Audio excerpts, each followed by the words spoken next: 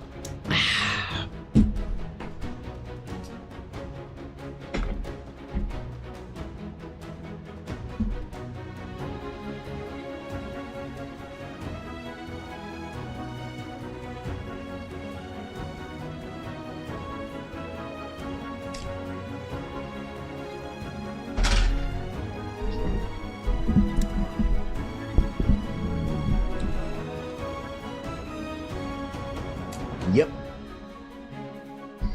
Yep. That's right. I'm back. We're back. It's time. What's up, guys? Welcome back to the stream. Welcome back to the VOD. Good morning, everybody. Good to see ya. And good evening to our Europeans. That's right. We can't forget the Europeans. You know, I feel like we have less EU guild members than in previous years. Maybe it's because they don't play D&D anymore. I didn't say it. Well, actually, I did, but good morning, guys. Good to see you. Hello, hello. Hope your week's going well. It is Wednesday. It is the mid-week. That's right, middle of the week. I hope you did all the work you need to do so far in the week, so you can take the rest of the week off. Yep. Baldur's Gate and snackies. That's what you're gonna do for the rest of the week. So we got some cool stuff to do today. A nice long juicy stream to get some stuff done. Maybe even a handsome elf or two, you know, who knows. We'll see. The day is young, the work hours must pile up and the spice must flow, or something like that. Good morning, Samurai. You think I wouldn't see you in YouTube? You think I wouldn't see you in YouTube? Fair enough, actually, because let's face it, OBS is not really prone to YouTube. I am going to change some stuff up this weekend. I'm going to do a full fresh reinstall of OBS to hopefully fix some issues, and then probably I'm going to be using Restream. So I should have like the cool Restream bot that will like post Twitch chat into YouTube chat and do a whole bunch of things like that, which will be cool. So nothing's changing for anybody on Twitch, I guess. Don't worry, I'm just talking out loud at this point in time. I know, at least I have YouTube open today, Cass. That's true. Well, you know, I'm improving better than I was yesterday, at the very least. Elves can't be handsome, only pretty. How dare you blaspheme D&D lore like that? You know, You're right, I'm sorry. You're right. You're right, I'm sorry. I made my elves too handsome and not pretty enough. My bad. Look, Evan drawing men? Who knew that was an option? Yeah, Silesian paid the extra fee to have me draw a male character. You know, that's the story of it. So, you know, one thing with elves that I never know what to do with is how long to make their ears, because some people think of elves like the Lord of the Rings elves, just kind of slightly pointed ears, but I think a lot of people in D&D terms think of that as more of a half elf, you know? So, male character, maybe half elf, full elf, it's kind of, you know, I mean, that's a little better than drawing a big, hairy, sweaty, bearded man, right, Cass? Thank you for the sub, by the way. I appreciated the 9 months. That means a lot, bro. Thank you for considering me your prime option. Hello, Mr. Pixel. Yes. Yep. No, your bits will go towards the war effort.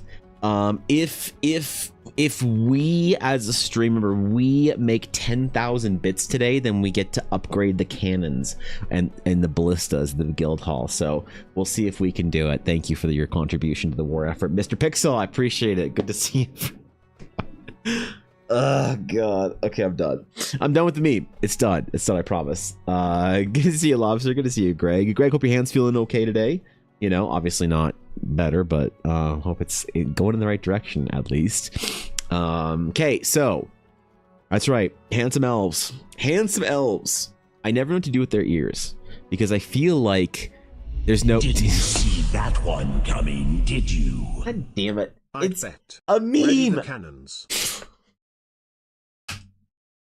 What? We're 11% of the way to cannons? Oh my god. Can you believe we are 11% of the way to cannons? Wow.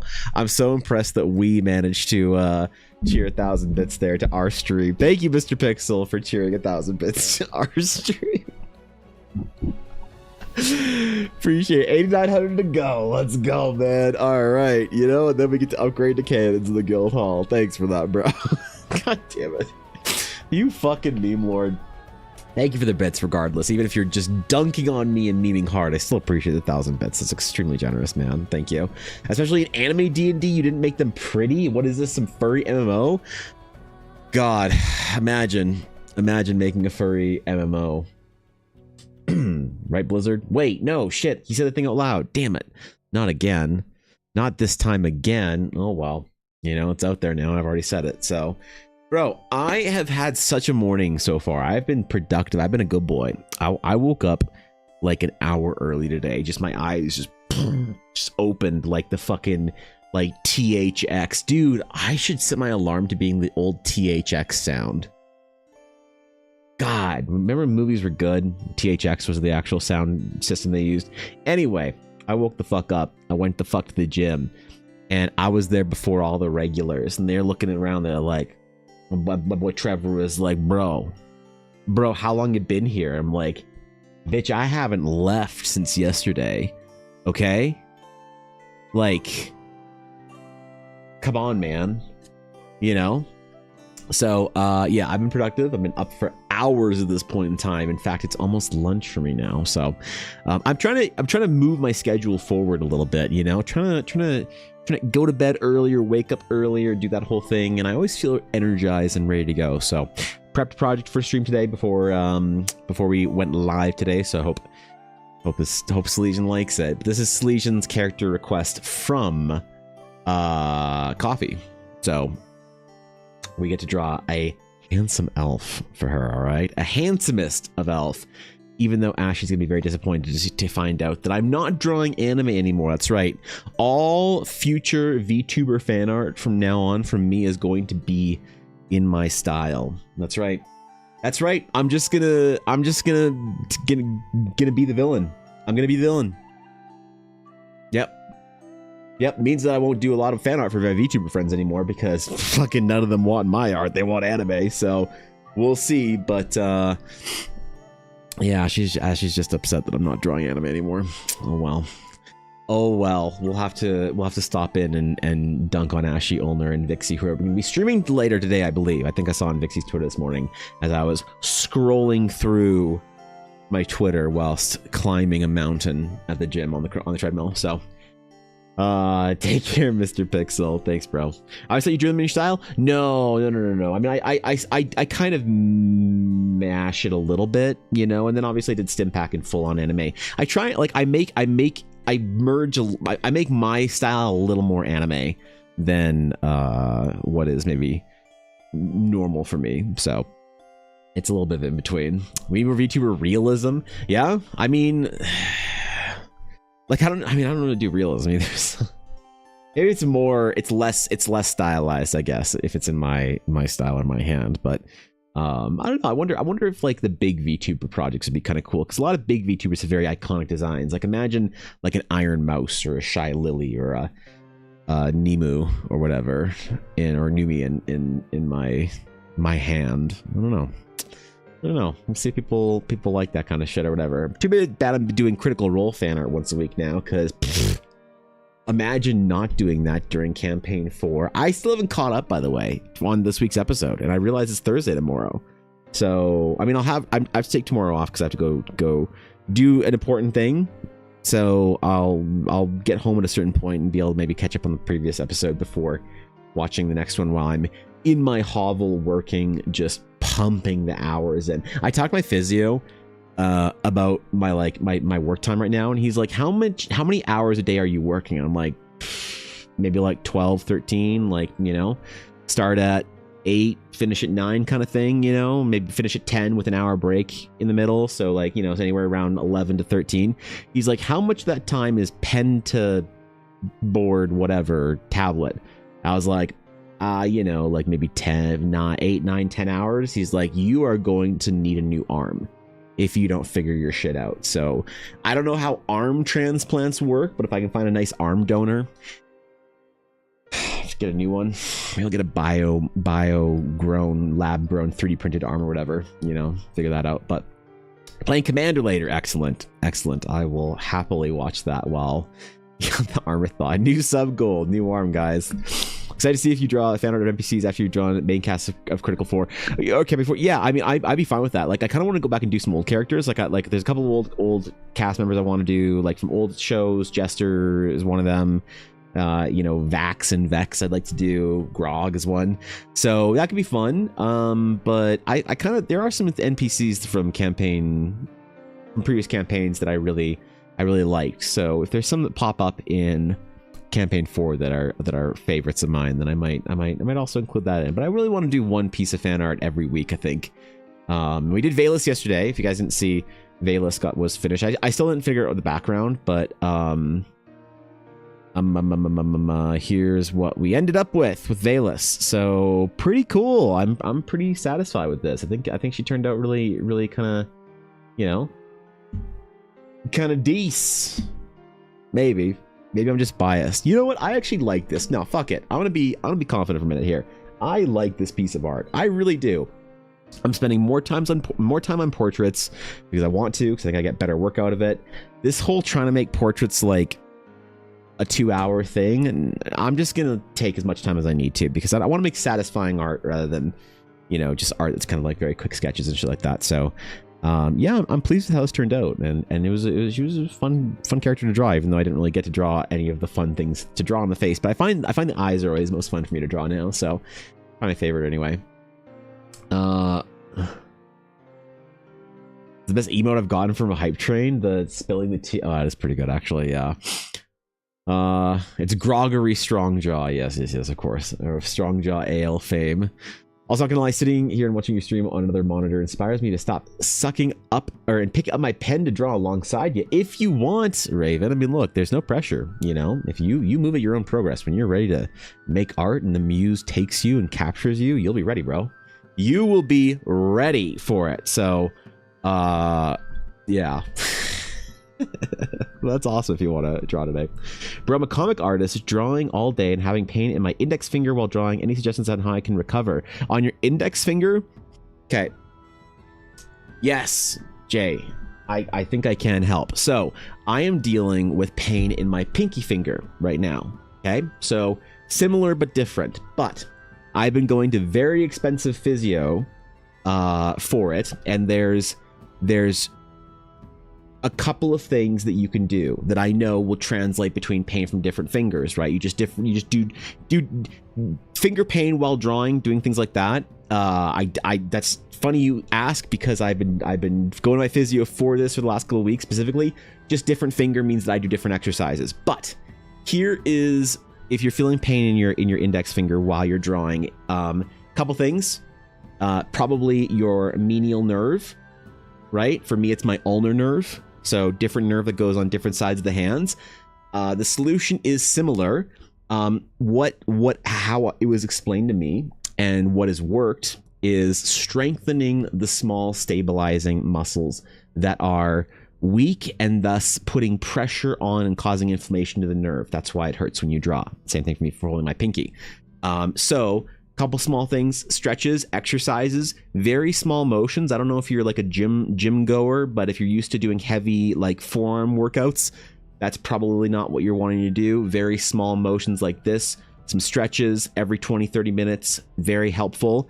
A couple more less intuitive stretches are grab a piece of doweling, like wood, a rod of some variety, and kind of like roll it in your hands. Go one way and then go the other way, so that you're sort of like putting pressure on those muscles, trying to like kind of like give them a bit of a pump, you know? So for me, trying to strengthen these muscles right here is important. For you, for your index finger, it's going to be strengthening these muscles right here. So there's also going to be rotational exercises that you can do. But one of the biggest things you can actually do is grip strength exercises, and not grip strength exercises that require pumping motions. So you think about those like clamps that you squeeze. Those aren't going to help. Those are going to help a little bit, but they aren't going to really help for a lot of nerve pain. Grip strength exercises that deal with gripping onto something and holding onto it, locking that grip in. So go to the gym, find the heaviest amount of weight you can lift in a deadlift or dead hang, depending on how heavy you are and how strong your hands are. Dead hangs with weight or not, whatever it is, you just want to lock, like grab heavy things as heavy as you possibly can, lock it, hold it, and do whatever exercise. So that's why things like cable rows, lat pull downs, things like that, really good exercises.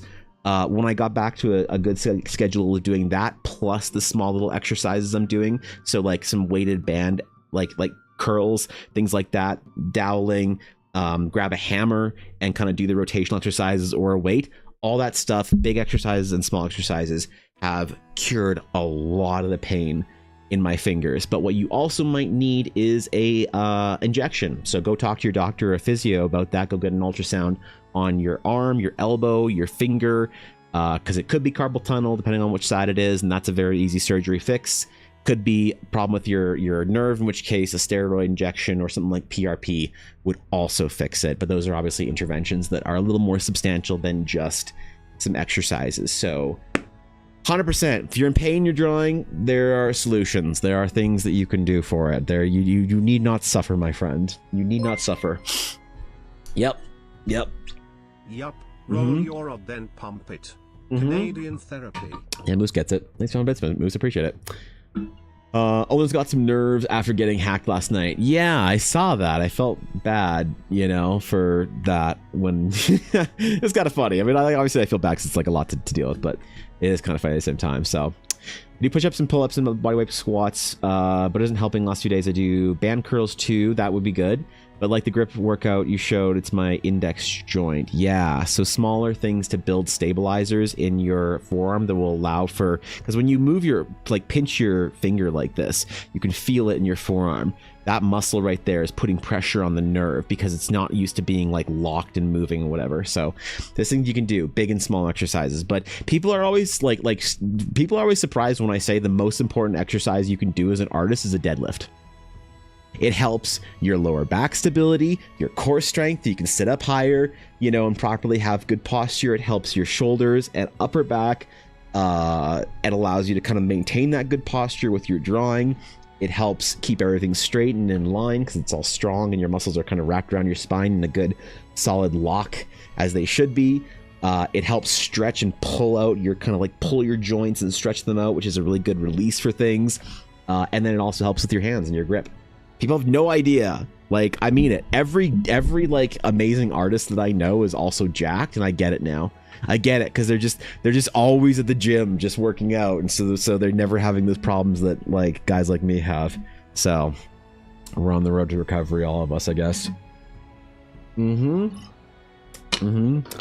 seem to have yoinked her entire login tokens. They got her Twitter and Discord. What the fuck, dude? That's nasty, bro. That's fucking nasty. Well, I'm glad. I hope you'll figure it out quickly and speedily. It seemed to resolve quickly, but I don't know. I was also mentally AFK, drawing and doing shit. So, all right, we got a handsome, pretty boy. We got our dope ass, most illustrious of clients, Silesian, offering us the project of drawing Reinhold. Is that an elvish name?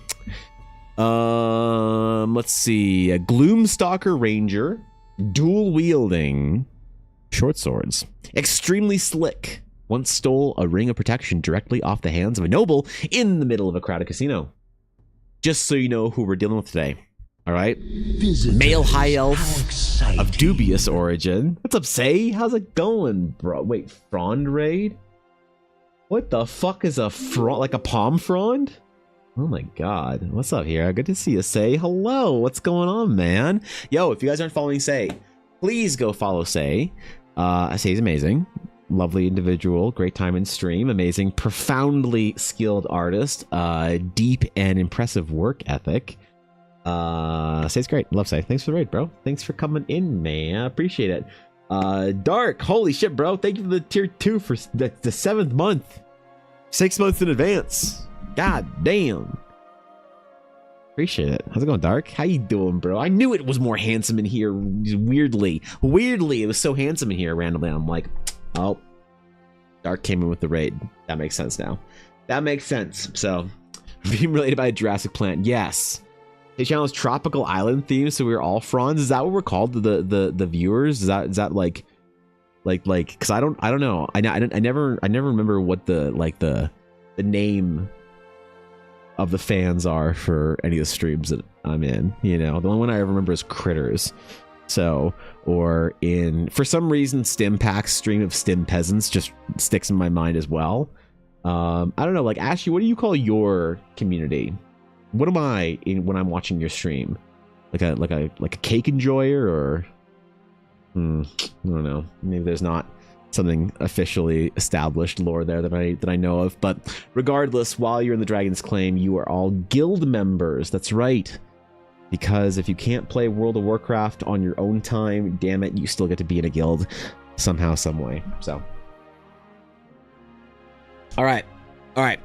Getting back to it, we are drawing, just for those of you who are new here, as of this morning, we are drawing a character for a coffee request for Silesian. We are drawing a very handsome male high elf of dubious origin and personality. He prides himself on skill and charm and is plenty willing to do bad things for money. So, Welcome to streamer? the Canadian Orb Cult. It's not a cult. It's not a cult. Okay. 100 bits. Thank you. I appreciate that. I should rename everyone Blood Vassals for the that. Okay. All right. Anyway, he cares very little about the greater good. As he sees it, the world goes by day, and nearly everyone will prioritize their own survival over anything else. So why should he be any different? As such, Reinhold is a very laissez-faire individual and will often roll with the punches and try anything at least once. Definitely a streamer. He views life as a series of experiences and relishes in adrenaline. He has died and been resurrected once in the past, but rather than being paranoid and traumatized from death or yearning to go back to the afterlife, this is largely where his casual view of life comes from. Whatever his afterlife was, it did not scare or intimidate him in the least. Having come back, he views death as been there, done that. His primary rationale for staying alive has become the fact that he is not bored with life yet. Death? I don't feel like it. For appearances, he has a slender features as most high elves would. He has long, straight black hair, which he wears and pulled back in a low ponytail and doesn't keep loose bangs or anything. Though, of course, he has small hairs along his hairline, likely sticking off. He is clean shaven with blue eyes. Pretty blue eyes. And would likely have a few scars on his face and chest area, which I forgot to do the chest scars, which he shows off with pride. He thinks he's the kind of guy who would wear a deep V neck cut line or V neck cut linen shirt. There we go, and lots of belts. The fucking meme of this the memes from this woman. Here's hope my pretty male elf ranger mixes it up enough for your YouTube shorts. Well, thank you for the request, Silesian. I'm honored to... Weird. I'm honored to fulfill it. All right. All right.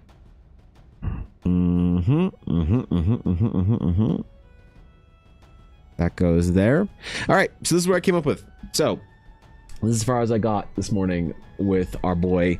I tried a couple of other sort of designs, a couple of solutions, but kind of liked the more rough and tumble while keeping in the high elf. So gotta finish this sketch off a little bit, and then we'll get into it. And I kind of want to elevate the quality and level and standard of the pieces that I'm doing for portraits to more in line with like what my full-on commissions are. So I guess for the people that have, you know, sketch requests in right now, you're gonna get the full treatment for now before I actually build enough of examples to sort of change the listing or whatever. So no jewelry, I'm guessing. I don't know. I find jewelry one of those things that people are very particular of. Unless they mention jewelry, they kind of like don't want it. You know what I mean?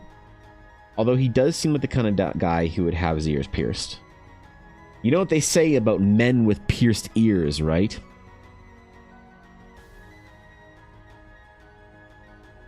Oh, shit.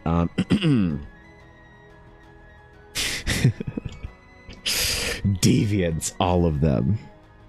Deviants. I don't even remember what compelled me to pierce my ears.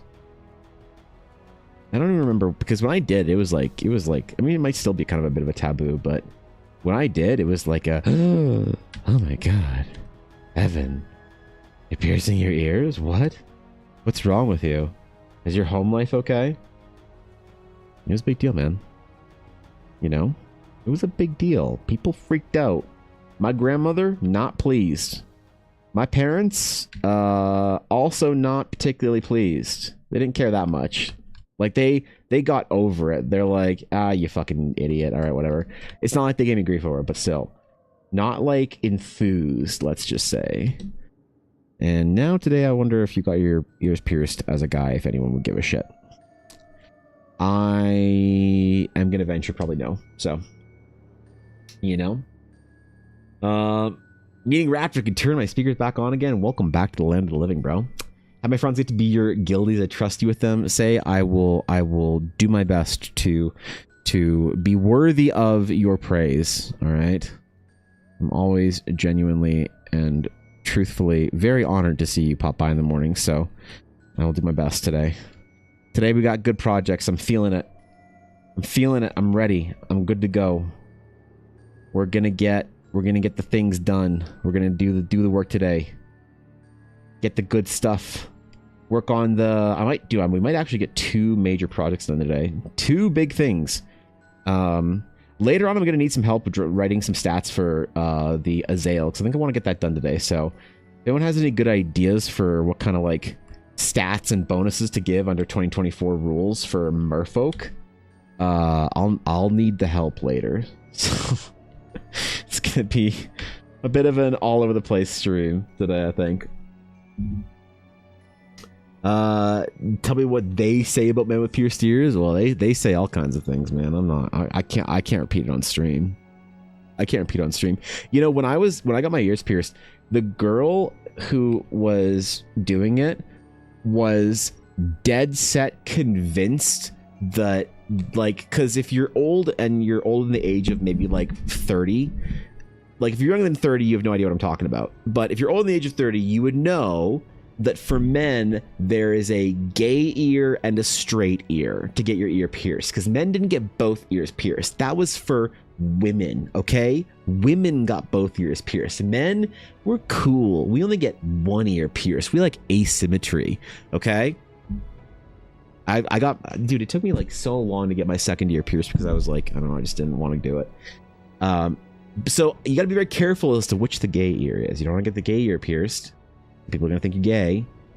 And then, you know, you go to the bar and you're hitting on a girl and she's like, stop playing with my heart, gay man. And you're like, oh, no, it's the ear. Ah, shit. Not that I have to worry about that because I never went to a bar. But I didn't want to get the gay ear pierced, obviously, you know, because I'm just not. So I don't want to send any mixed signals.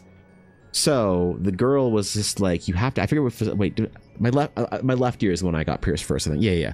She's like, so we're going to pierce your right ear? And I'm like, no, my left ear. And she's like, oh, excuse me. I'm like, why? And she's like, well, you know, far be it from me to tell you what to do, sweetheart, but that's the gay ear. And I was like, no, that's the other ear. No. She's like, are you sure? I'm like, yes, get left. Right? And I was just thinking, I left there and I was like, how many guys has she told to get the wrong ear pierced? Oh, I don't know, but you know, probably made for some interesting conversations. Who knows, man? I've been Evan, genuinely. I mean, honestly, Croc, it's been tough. I took about 2.5-3 weeks off of stream because I had some family issues going on. People needing some help, and you know, being less than healthy and whatnot. Lots of appointments and hospital visits and stuff. So not the greatest, but you know, we're back at it, and today I'm feeling right and energized. Been streaming this week, so I'm doing phenomenally, honestly. Feel like I'm back in form, back in shape, you know. Hope you're doing well as well, bro. Love your ambitions for today and the assumption that we're not going to race down many rabbit holes and delay things. We usually do, Steve. I just will always frame it as if we aren't. So armor folk racial stats in 5e. There's Triton stats though. They already exist. Sure, the Wizards has a version, but I want to make a version that's better for Eldara. So, you know, why wouldn't I do my own thing? Or why the fuck would I use Wizards stuff, right? Want the gay ear. Yes, exactly, Dark. Yeah. Pretty sure which ear was so inconsistent that the whole point was just calling someone gay. Maybe, you know? Like, I used to get people, so like old dudes that were like old in the age of like 45 would see me at the game store, and I would have my glove on because I'm drawing. So I'd have like a single glove on, and I'm just sitting there drawing, doing stuff, whatever, and I've got my ear pierced, and they'd be like, hey there, Michael Jackson. I'm like, what? Michael Jackson. I'm like, sorry, what, sir? Well, cause you know. I'm like, no, I don't fucking know. What? Well, cause you got an ear pierced and you're wearing one glove. I'm like, sir, I'm 26. I have no idea what your fucking 1980s reference is. Okay? Please excuse yourself from my game store. Okay? Fuck out of here. Easy, okay, boomer. But, somehow I activated my Google. Something like that, man. Glad you're feeling good. I'm doing pretty good. Well, today got my wisdom teeth out yesterday, so I'm a little high on painkillers. Ooh, bro, wisdom teeth is that's bro. What a relief when you get that shit done. What a relief when you get that shit done. I think I got my wisdom teeth out when I was about 20 or whatever, and I remember waking up and desperately trying to stand up and go home. And the poor, like, nurse there was just kept being like, you stupid motherfucker, sit your ass back down. You're going to fall over. So, Man, I've been under anesthetic so many times in my life from surgeries and stuff that I feel like I recovered pretty quick from it now. I wake up in the recovery ward or whatever, the hospital. I'm like, all right, good to go. You know, just wheel me out here, boss. I got a World of Warcraft raid to catch. But that was one of the first ones I ever had. Well, no, I think I'd been under a couple times by that point. So I did not come out of it that quickly, apparently. So I wish you a speedy recovery, but that's awesome. I'm glad you got that taken care of. Probably feel a lot better, or at least will in a little while. It's not always it's not always a quick recovery, but or immediate results, but hopefully it's a quick recovery. So good morning, Sabine. It's not a very high bar to make something better than WotC. Look, I didn't want to say it. We all thought of Moose, so they didn't use general on you. They did a combo of IV sedation, local anesthesia. It was a really pleasant experience. That's good, you know. Hey, sure. My teeth were so messed up that they're like, no, we're knocking your ass out, kid. Like, you're not even gonna, bro. I went to sleep with that one. All right. They put me out. They said when you wake up, man, you better check for your kidney. You better check and make sure they're all there, because we're putting you out. You know? Whatever. I got better. I got better. That was okay. It's fine. It's fine. Live somehow. Never got anesthesia with teeth removed. I always feel like I missed out on the fun when I hear stories of people waking up. I mean, it's yeah. Waking up from anesthesia is, if you never had a surgery or whatever, it's always a mixed bag. You know, I had a surgery once when I was around like 20 or so, and it was like a pretty long one. I was out for like a while. I woke up and I remember just like crying. I was just fucking crying. I don't know why. And the nurse comes over. I remember her being like, "Hey, what's wrong? Are you okay? You like what's wrong? Is something hurt? Whatever." I'm like, "No, I don't know." And she's like, "Okay, what's wrong?" And I remember this much. And I was like, "I don't know. I can't stop crying." She was like, "Oh, okay. Here's some ice." So it's not. Hey, listen, it's not always great, but there's not always fun stories of like, oh, I started doing stand-up comedy in my car on the way home. You know, I've had both. I've had both in my time, so. That shit stays in your brain, though. I didn't know that. Apparently, general anesthetic's really bad for you. It's like, dude, whoops. Oh boy, I gotta figure that out. You know, team's really great. Their bedside manner made me feel really comfortable, and my friend who is the medical escort was literally the best. That's awesome, dude. That's really nice. I like that. That's good when you have somebody there that's got your back. You know. I think, you know, my mom would take me to the hospitals and wherever. I don't think I didn't have any surgeries with Ella. Oh, I did, actually. I did have a surgery with Ella there. Oh, yeah, okay. Well, I guess Ella took me home from 1 hour, so I don't remember that well. It's hard to remember that far back, you know? Teenage Dumb was so unbelievably long ago. I also realized I gotta figure out the exact date, but I'm pretty sure that this year or next I'll have been dating Ella for half my life if the date hasn't already passed. I think it was this year or next. That's terrifying, dog. That is terrifying that Teenage Dumb was so far away. What's it like to be a grown-up? God. I'll let you know if I ever figure it out, right? Okay, simple linen shirt. We're gonna do some little ties, I think. His nice exposed deep V pectoral window will be there.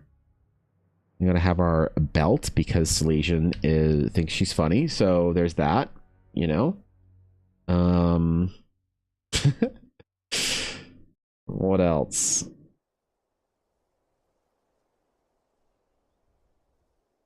I gotta make sure our tie is right here, okay?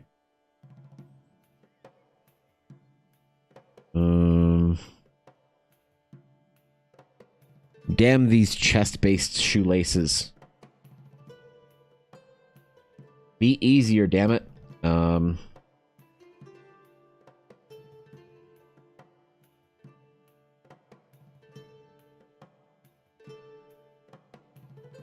Be pretty loose, kind of scrappy, like, you know, with his deep V. As of course, all handsome L. Wait, did she ask me to do a book talk character? Is that what this is all about? Shit. Shit. I'm realizing maybe I got. Maybe I've been had.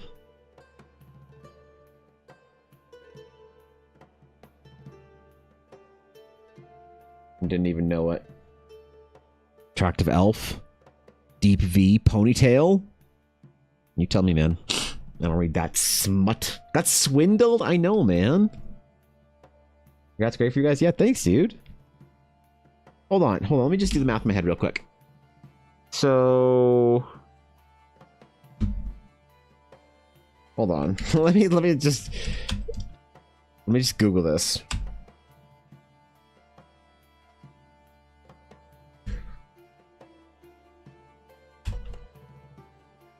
What year did we start dating it? Or year did we start dating? 2007, I think? Yeah, okay. 641 days.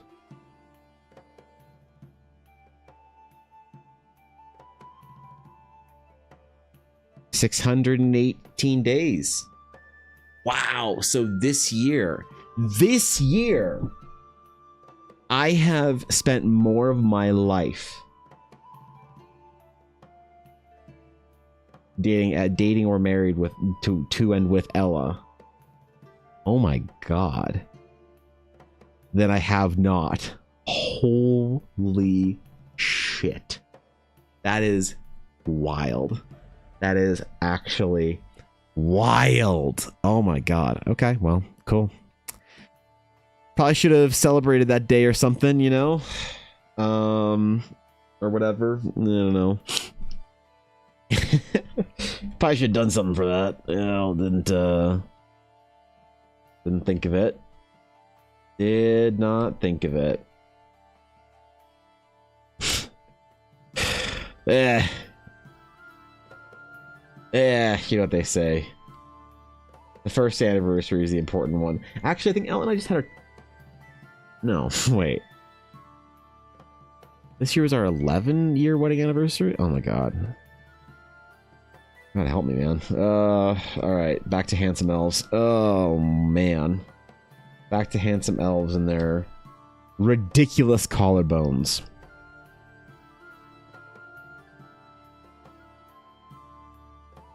I'm gonna start playing that D&D game with Ella. I really need to return to Eldar development D&D. I need to get back to D&D with Ashy, Ulner, Vixie, and 2 new players that I don't know yet, but I'm sure I'll have a lovely time getting to know. And then after that, I need to also start then my game with Eleanor Blackwood, so as to begin the process of world building for Eldara once Cheers more. To a fulfilled life with Ella. May Yeah, you be bro. Surrounded by fancy Dude, nail art and the fuck? Taco Bell runs. Sabine, thank you. I appreciate that. Thanks, Sabine. Thanks for the fucking tip, bro. Wait, what the fuck? That's incredibly generous of you. That's ridiculous. Thank you. Thanks, bro. Yeah, no, I mean, I'm incredibly lucky. Like, nothing else kind of matters once you've locked that part down. I feel like maybe that's just for me, though. So, oh man, I didn't realize it'd been so long. You know, the days just kind of bleed away. You know, Elle and I, when we first started dating, we basically just decided that we were just going to get married and spend the entirety of our lives together on the day we decided to start dating. I have no idea, bro. People talk about like, yo, where do you meet people? It's like, I don't know. Bro, how do you date someone? I have no fucking clue. Bro, how do you do any of this relationship stuff? I don't know, man. I just kind of stumbled into it. And just said, okay, you want to play some World of Warcraft? Yeah, cool, me too. Okay, all right, neat. All right, nice. Cool. Then after that, you know, what else is there?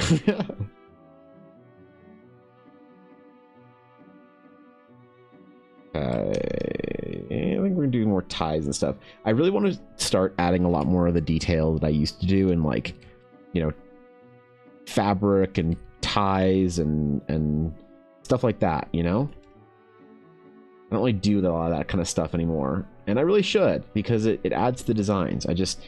It's one of those things that I find that I do a lot for my own characters, but unless somebody like asks for stuff, I'm always so nervous to add in things that are like kind of intuitive things for me that I would think of adding in, but for them might not be like, I don't know, if they don't request it, I don't do it sometimes. But I think the whole point of doing these kind of designs is to really push and show off my own sort of like flair that people might like and be expecting. So we're going to do that a little bit. I'm going to go a little bit further this time. The only thing we're not doing is giving him masculine jewelry, okay? Because people don't like that shit unless they ask for it. We're not giving them any Final Fantasy XIV paladin earrings, okay? Okay? Say about we've been married for 15 years and everyone around us is like, how old are you? You're longer than our older neighbors. That's funny, yeah. It is funny that like, when Elle and I have been married then like longer than like my dad and his wife or whatever, like other people around us. It is kind of weird, you know? Just kind of happens. It's way easier being friends at first, I think. I think so. Yeah, I've got a lot of very unconventional ideas about dating and marriage and stuff, I think. You know?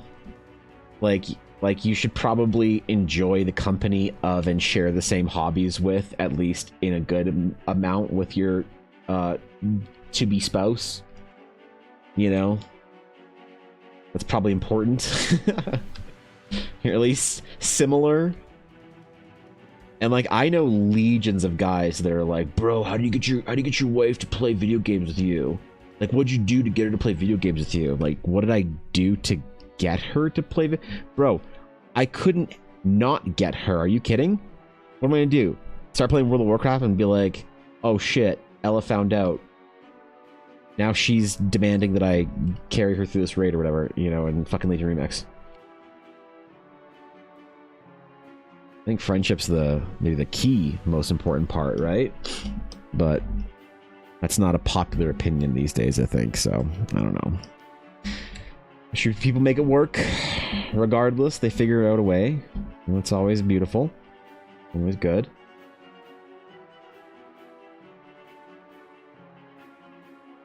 Okay. I don't think we'll put any like bandoliers or anything on this belt, or weapons or daggers or something.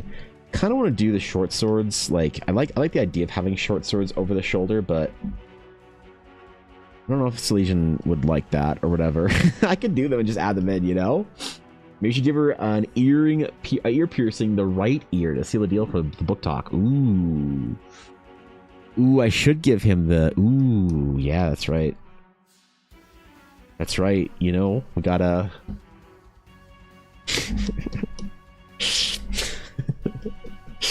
Hey, you know? As Mary Doc Brandybuck said, some things better left unsaid. Don't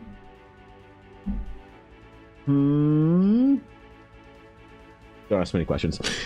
You know, the best friend, there isn't a base to trust. Yeah, I don't know. I've never had to figure that out, you know? I always got the luck of Ella being my best friend, so... My friend are the same. We both play video games. We prefer staying at home with the dogs and a good /Terabad movie, and his 3D printing hobby feeds into my TTRPG hobby. That's sick. That's actually legit, dude. That's hella legit. Yo, Felplague, what's up, dog? Good to see you, bro. Good to seize ya. What are we doing with this buckle? I'm doing something different and lame. We're being extravagant for no real good reason. Because I need to make my characters more Final Fantasy, that's why. Nothing actually is better for design exercises than trying to study the way that Final Fantasy concept art for 14 handles belts. You know? Nothing better than that.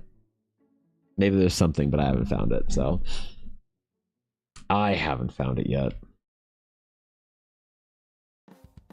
I think I talked about with Ella the idea of doing the sort of like larger requests, the full body requests, and she thinks it's a good idea, man. So I think I'm gonna do it today. I think I'm gonna add that to the old Ko-Fi and see what happens. Maybe I'll do like one a month, just to keep it chill. That'd be fun to do like multiple day projects on design things like this. Ella also thinks that I should do a character adoption. She thinks she's so funny. She thinks she's fucking hilarious. I didn't realize this until my friend Koi told me this, but basically the character adoptions are more or less exclusively a furry thing. And I had no idea. I had no clue what can of wonders I almost opened up for myself. Zero idea. There are some other niche communities and fan communities that do it, but for the most part, yep. I did not know. I know the kind of ire I would have attracted, the kind of rage I would have induced.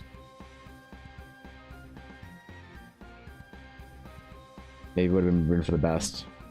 The best of memes, but the worst of worst of my experiences.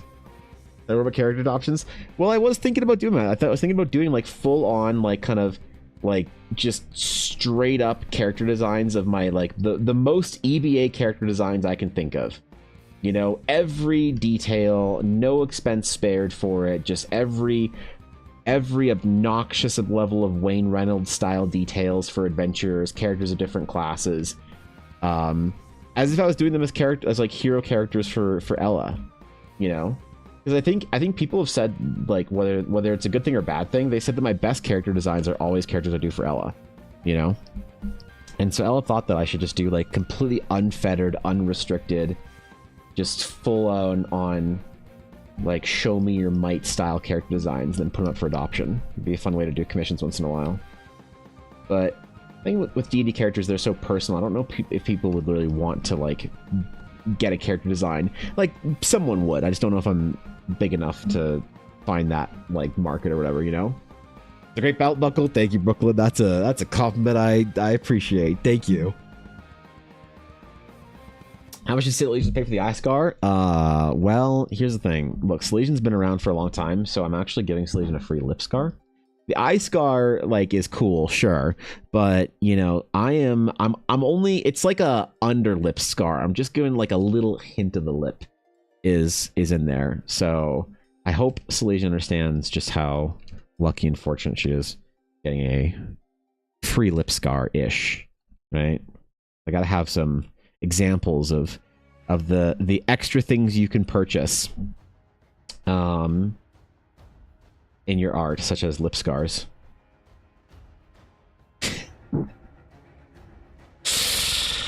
Oh god, okay, I'm sorry. I'm done, I swear. I'm done. That's the last meme for the day. It's the last one. Only serious art for the rest of the day. Okay? Curious if all the do D&D specific character options. Really? They always sell it within minutes of posting them. Might be worth a shot? Huh. No shit, hey? D&D.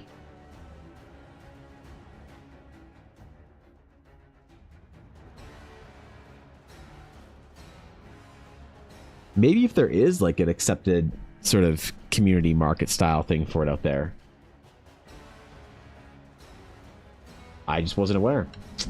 Solid advertising for Elon's crypto, right? Such an old thing to do. Yeah, actually, they're right.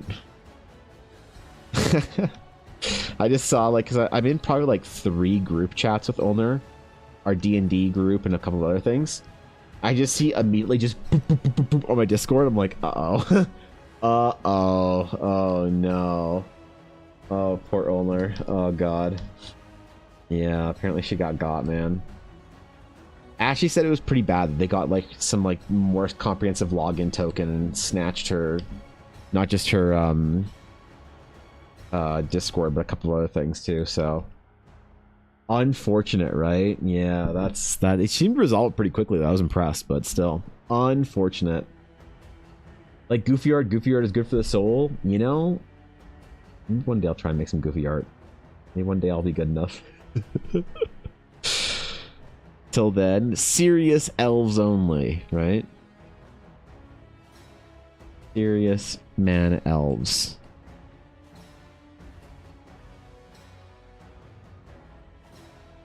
And then we'll talk about the less serious man elves later, okay? Okay. All right. I think this is a good basis for a sketch here. I think we've got a good solid foundation for our boy here. Our laissez-faire, nonchalant, greater good be damned male elf. I think this will work. Am I still recording? I am. Let's go.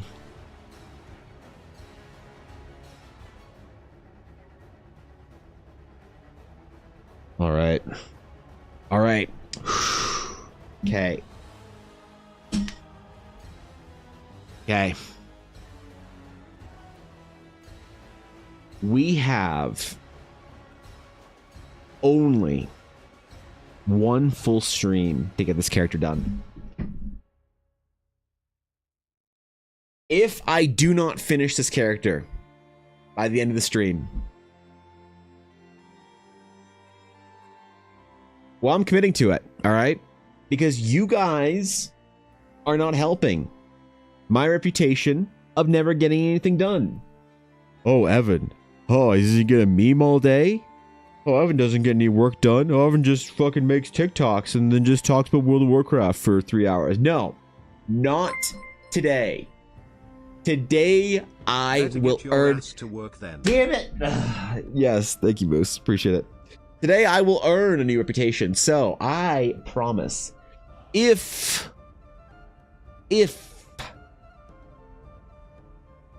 I do not finish this piece today,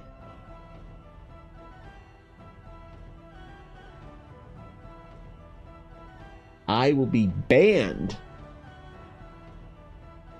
from drawing attractive, hot elf ladies. For 1 week, we'll call it the Week of Man. We'll work on the name. Artosterone. In which I will grind and get good at drawing men faster. So, I will prove to the internet that I can actually draw men. Once and for all, I will prove to the internet that I can draw men too. All right? None of this bullshit reputation anymore. Today will be do a furry portrait. I'll just do Travis's character from Critical Role and hit 2 birds with 1 stone because I do that anyway. So that's right. He's looking pretty smooth chinned. Look, Sabine, I didn't choose to draw a disgusting pointy-eared smooth chin. I love it. That's now an insult among dwarves in Eldara. That is 100% now an insult amongst dwarves in Eldara. Shut your poor smooth chin. Paladin boy. A dummy thick paladin boy? But not a smooth chin, right? Not a filthy, whiskerless, smooth chin. Look, Legion said this character is well groomed, well kept, and clean shaven. So, we can't. No, shut up, phone. We cannot falter. No stubble. No even like 2-week beard progression. It'll fill in. Just gotta wait for it to be enough that my camera doesn't try and de-blemish me by de-bearding my cheeks. I wonder if I can turn that off, actually. I think that's just built into the camera's software. It like shows here though. All right. No longer shall I be a smooth chin either. So, all right. It's time. The first line.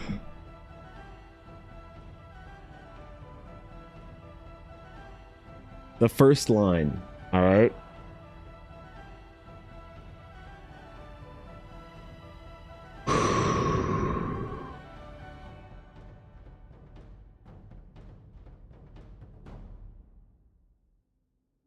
Here it is.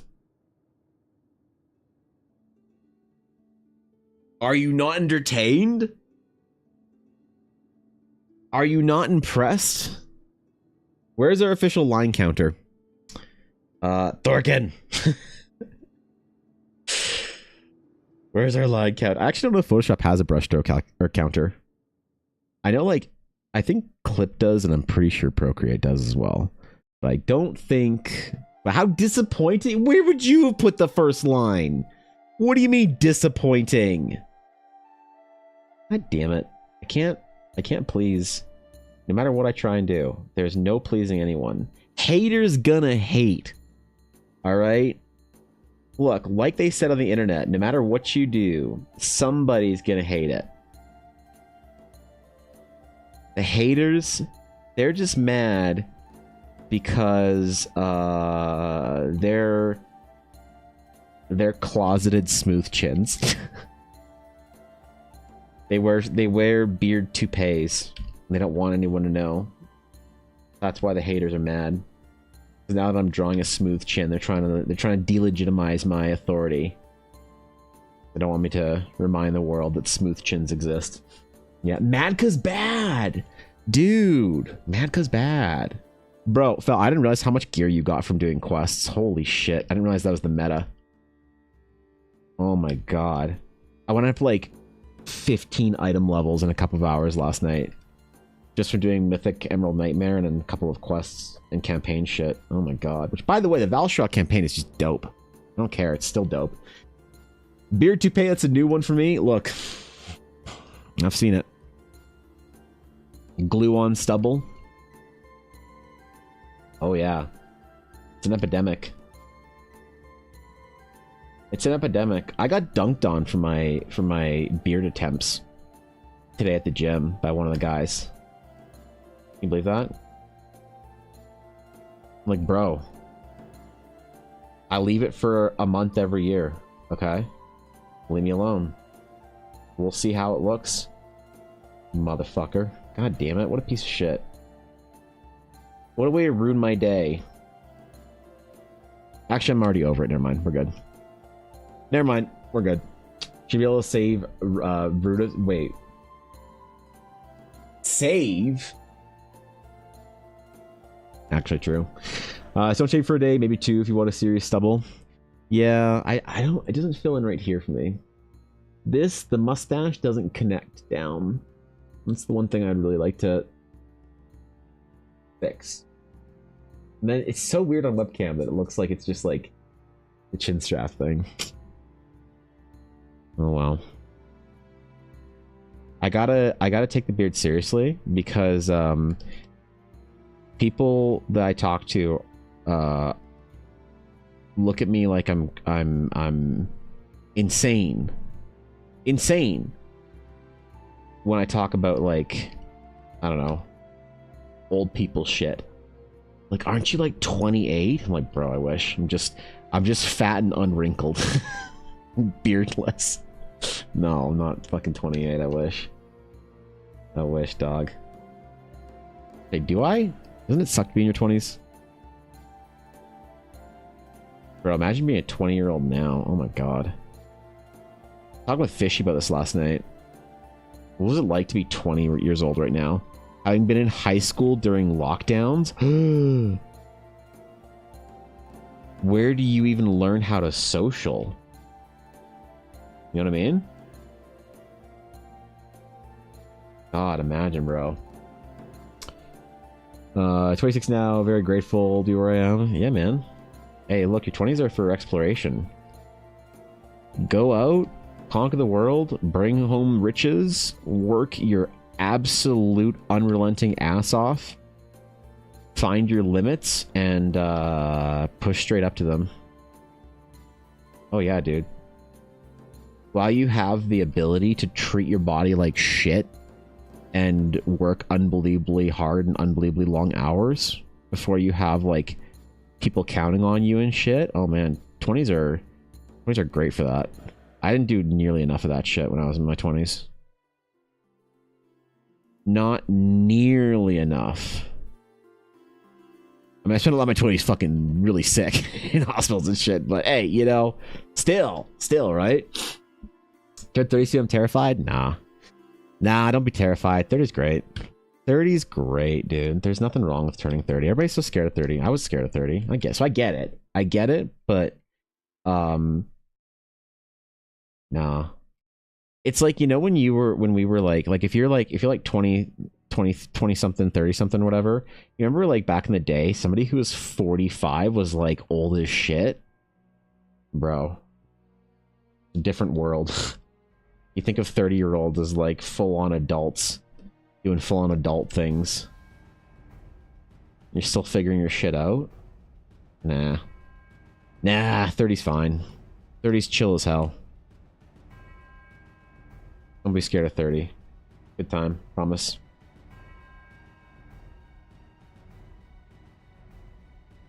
I promise. No money back guarantee though. Can't do that. The age of 30 is in high demand, it is, right? It is. Alright, gotta give him some scars, alright? Some scar tissue. But not the Red Hot Chili Pepper scar tissue. For a different day. Different day, different stream, alright?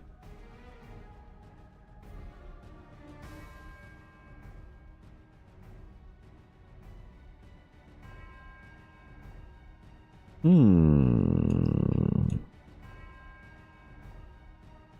have a cousin who just turned 21. Still wild to me than in the US. Y'all separate like legal adult age from like to like vote and shit from drinking. So she's in Las Vegas getting absolutely fucked up. As you do when you're a popular 21-year-old, I guess. I don't know. She's with her like the rest of the fam though, like my cousins and shit, so at least she's safe. But man, what's it like to have birthdays where you actually like hit a milestone, you know? After 25, is there any reason to have a birthday after 25? 25 is when you get to drive rental cars without having to pay an absolute insane amount and your car insurance goes down. But is there anything that happens after that? I don't think so, right? You basically hit that birthday and then you're done with like the being limited by your age in any way, capacity. 100, the last one, that's when you beat the game, that's right. At level 100, they let you start hacking. They let you enter creative mode.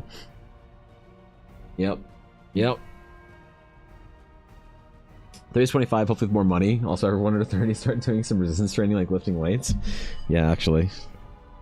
If I could have given advice to my 25-year-old self, it would have been to start lifting weights earlier.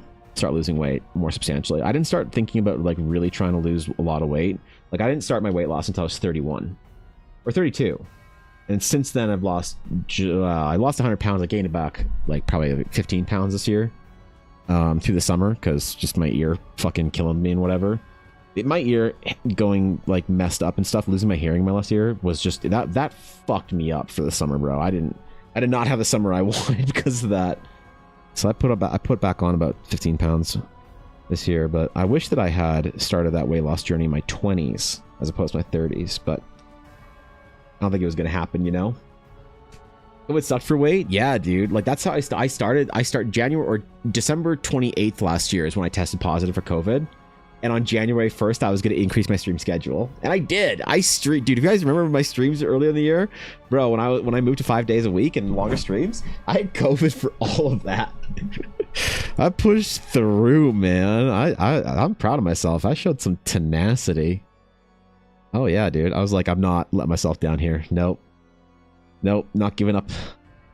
Not giving up the dream, the goal, the whatever. I don't know. There wasn't really a dream or a goal there, but not wussing out on it. Yeah, COVID was rough for a lot of things, eh? Your lower back, knees, and neck will be happy you did. Yeah, this whole like meme of like, oh, you turn 30 and like your body starts failing you. It's like, bro, tell me you don't exercise without telling me you don't exercise. You know what I mean? I know I used to think that 30-something-year-olds were all just decrepit, broken down individuals, and I realized that all the 30-year-olds I knew were decrepit, broken down individuals because they didn't take care of their shit. You know? At 25, you can become a House rep. At 30, a senator. At 35, you can be president. Oh, that's good for. I don't know what it is in Canada. So I guess there at 30, I guess 35. That's when you wanna. That's the age you want to hit. So how old is Mr. Beast? Is he gonna be president of North America when he hits 35? I bet. I'd vote for him. I live in Canada. I don't know how that'd work, but yeah, 35. Okay, so there you go. So 35, you can be president. And then what? After that, it's just there's nothing you get. There's no like bonuses you get. There's no more like loot crates or loot things you unlock for getting older, right?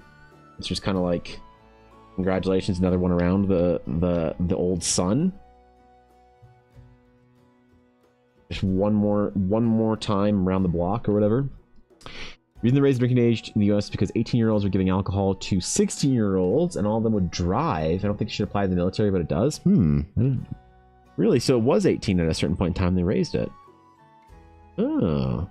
Because it is 19 in most of Canada, I believe. I could be wrong with that. I don't live in most of Canada. I just live in Alberta, where it's been 18 as long as I've been around. In the good old United States of Texas, Alberta, Canada, where the F-150 truck, some bitch, ranchers, cattle, farming, and football. That's where I live, is Alberta. Or if you ain't in the oil sands making $200,000 a year on a shift and then coming down to Edmonton or Calgary and spending it all on cocaine, then you ain't even living, son. You ain't even really living. So you've been addicted to 3 different forms of chewing tobacco by 30. 18 in Quebec as well, really?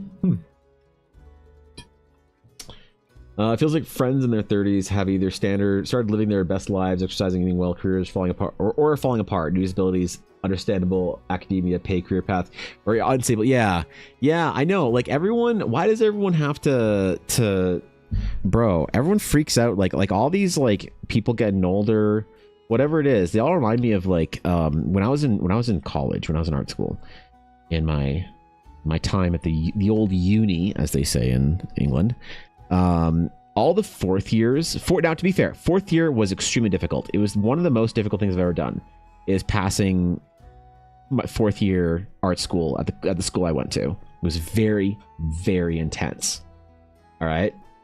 But all these fourth years, they would just like whine about it and just try and scare you. They're like, oh, you're not gonna have any time. You're gonna hate yourself. Oh man, like sure, it's gonna be tough, but like, dude, why try to freak me out? People who are like older do that same thing. They're like, oh, as soon as I turn 30, I got like this problem, that problem, and all this other stuff. As soon as I turn whatever, oh, bro, you don't know how good you have it. It's like, stop whining, man. New parents do the same thing or whatever. What else? Maybe at jobs or whatever, it's the same.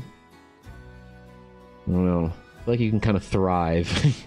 You know, you don't need to be relegated to whatever the swamp of misery it is that the other people that came before you are. You know what I mean? Hey, draw so much my wrist hurts. It's my job. That's how. It's my job. If I don't draw, I don't eat. That's how. I try and take care of my body. You know? Like, it's funny you say you draw so much your wrist hurts. I'm in physio right now for my pinky, actually, because I've been drawing so much this year, and my hours went up so unbelievably high from like how much I'm working that I'm in physio to try and strengthen some muscles in the exterior part of my arm to help my pain in my pinky finger, which has actually been doing really well. So funny you should say that. Funny you should mention that.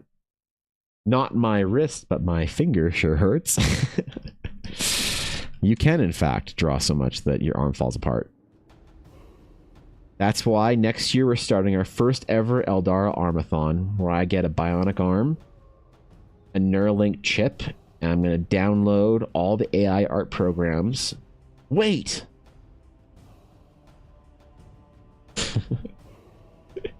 Wait! Not again, damn it. I've seen this movie. I know how this ends. I see the adults in my life that are growing up that would always tell me you're not gonna like it.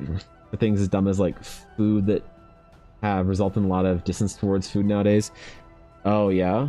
I mean, like if like the thing is, life does get harder as you get older, but if you're doing it right, if you're like trying hard and doing your best, you become more capable to meet the challenges.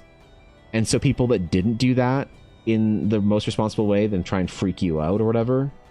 Now I think it's such a nasty thing for people to do. Try and freak other people out who are going to come and do something difficult.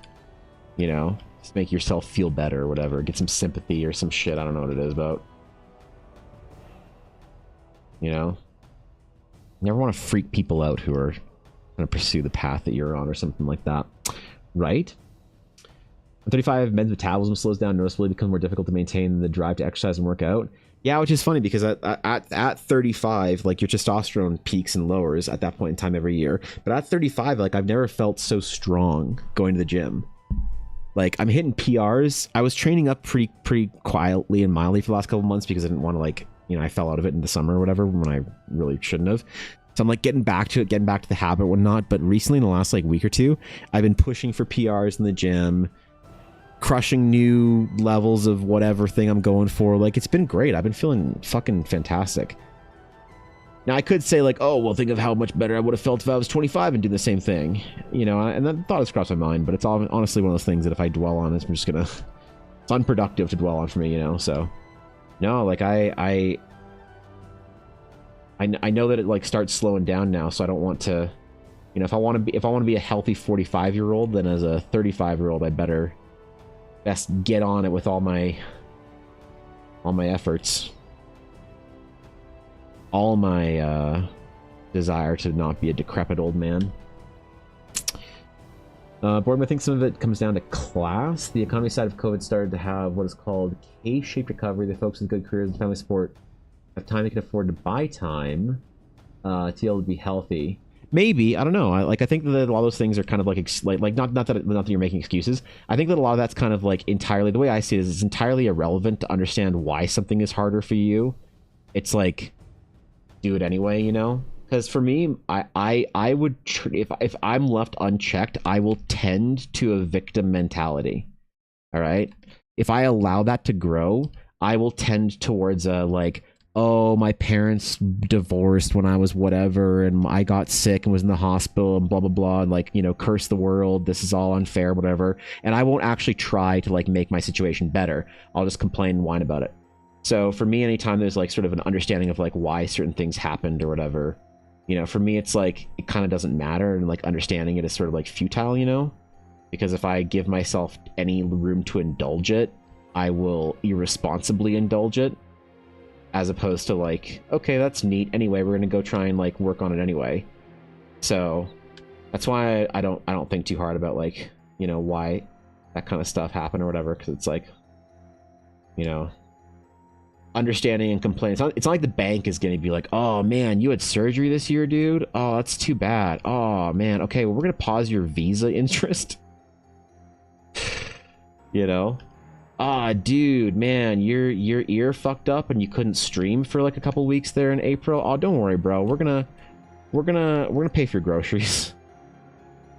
I try and be aggressively like, shut up, work anyway, Evan. You know, because the alternative for me is like, that might not be as healthy as some people would like to tell me, but and fair enough. But for me, the alternative is worse. You know what I mean? You know what I mean? So I try not to think about it too much because I'm just not gonna do it healthily. which almost means that I can't even like entertain the thought, which sucks. I'm the weakest, most piece of shit person I know. like that's the thing, man. I gotta treat myself like I'm like the worst of the worst. Otherwise, I'll never move forward on anything in life. If I give myself any sort of like resting time or whatever, I will irresponsibly. I'll be irresponsible about it. It's the way it is, bro. It's like one of those know thyself things. Know thyself. Know thyself is naturally a World of Warcraft degenerate piece of shit that will eat himself into an early grave. And then don't let thyself be thyself. Isn't that how the quote went? So I don't know. Maybe they didn't have World of Warcraft in Latin. If you get a bionic arm, get the option so that you can do 3D printing with it. Ooh. Just like zzz, and then just have minis. That'd be great. You know? Understanding and grace for explanation versus excuses. Neat. Frame your own personal or motivation. Yeah, I don't know. I can't do it. I just run wild with that shit. It's echoing so hard right now in my line of work.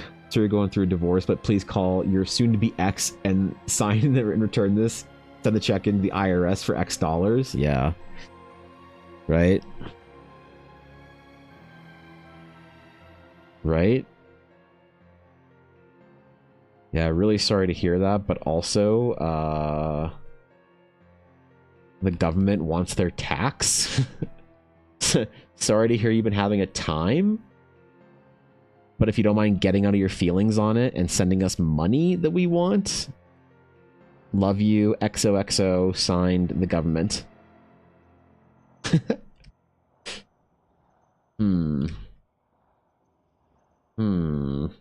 Guys, I don't think they're being very understanding. I don't think they mean it when they sign their stuff XOXO, do they?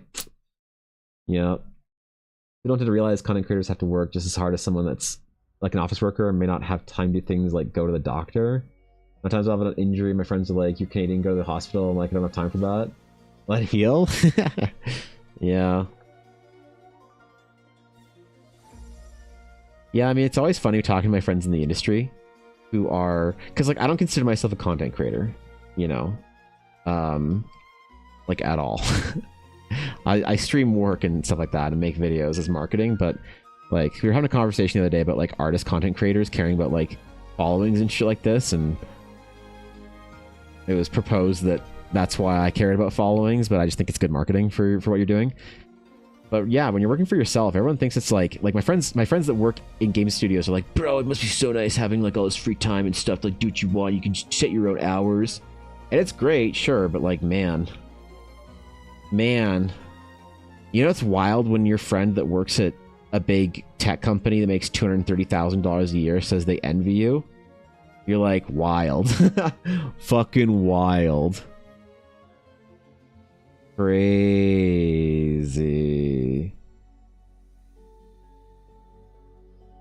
I don't know. There's no, like, you have to pick your poison, I guess. Pick your sacrifice, or pick your pain, or your pain will pick you, man. Ooh, that's a quote right there.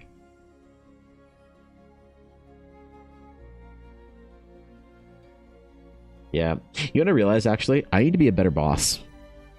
I'm a very good employee, but I'm a very terrible team leader for myself. I don't organize well enough. I had that realization the other day. The reason I get overwhelmed and stressed out is because I'm not managing things well enough. What a nice, like, realization to come to. Understanding what it is that I'm doing wrong or whatever, you know? Because you're kind of both when you're doing something on your own. You're not kind of both. You wear a lot of hats. You are both the one that does the work and the one that manages and assigns the work. It comes from me like talking to the conversation I had with Minnie and Alf about firing your marketing team.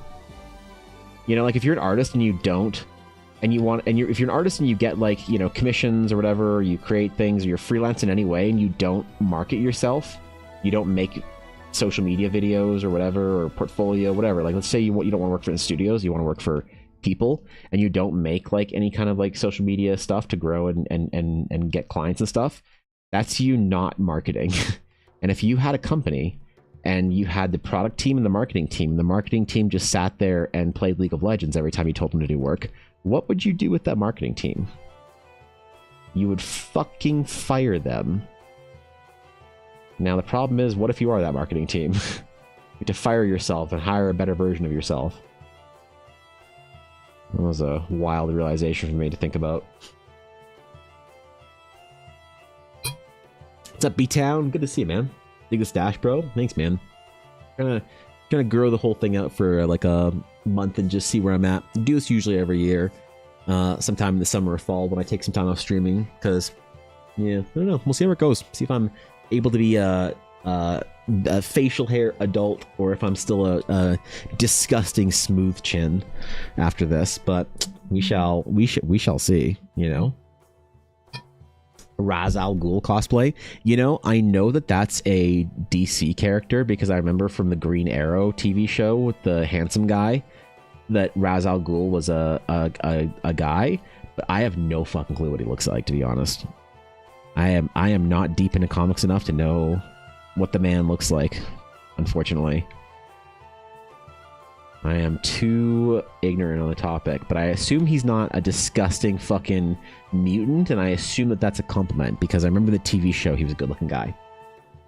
Think Stephen Strange but evil? Oh, great, yeah. Hey, what I'm trying to do is I'm trying to do the Robbie Damon. You know, Robbie Damon has like a loose beard. It's kind of patchy. He can't quite grow like the full beard, and neither can I. So he has the loose beard, and then he has the goatee type thing, the stash, and the thing there and that. So I'm gonna see if I can do that.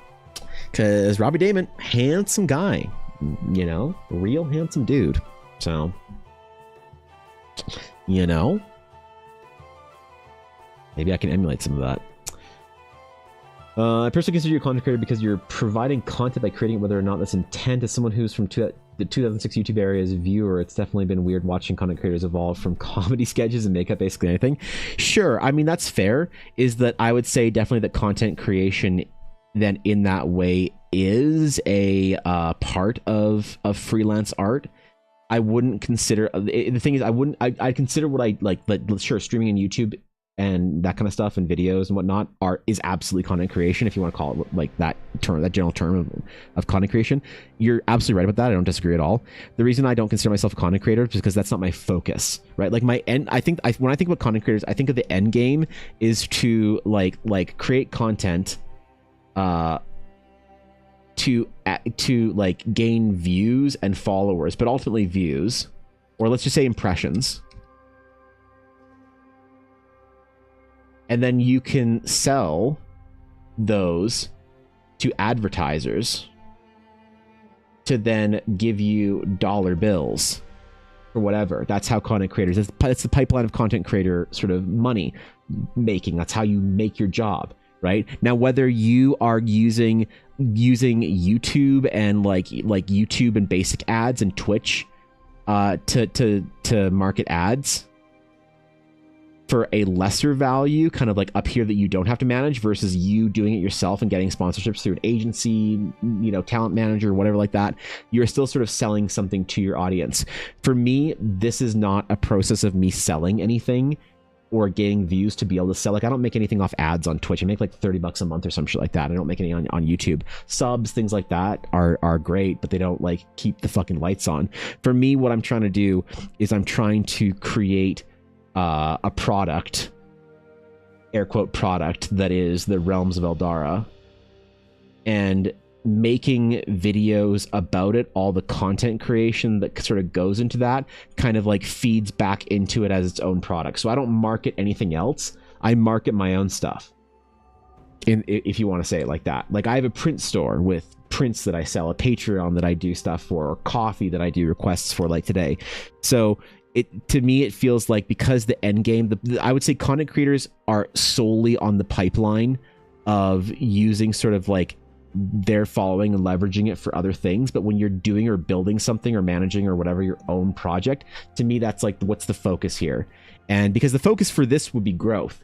If I was a content creator, I would do fan art 5 days a week and I'd have 100,000 Instagram followers right now instead of 22,000 or 25,000, whatever it is. And I would have, I'd have like a Wacom sponsorship, and I'd have an XP Pen video review, and I would have a fucking Food Crate, whatever thing I read at the beginning of a video. But because the marketing pipeline is not what my focus is, I don't consider myself a content creator at that, because my stream numbers, my channel's partnership, my views, whatever like that, it's honestly irrelevant if any of it has to come in front of the project, right? The project is primary. If I can do other stuff like grow on social media and do fan art for fun stuff once in a while, fucking beautiful. That's awesome. Everything feeds into one pot of sort of having enough of a reach to be able to do a Kickstarter that I can sort of market myself instead of paying other people to market. But that's why I don't. That's a distinction I make in there. Why I don't consider myself a content creator, because I don't follow the same rules or have the same metrics for success. My metric for success for, like, I haven't looked at my stream numbers in 3 years. I have no idea how many viewers I'm at any given day. I don't want to know. And if you tell me, you get banned, because that's like just bad Twitch etiquette. You don't get banned. You get timed out. Your message deleted. But I don't focus on metrics whatsoever. I don't even know how many subs I have right now.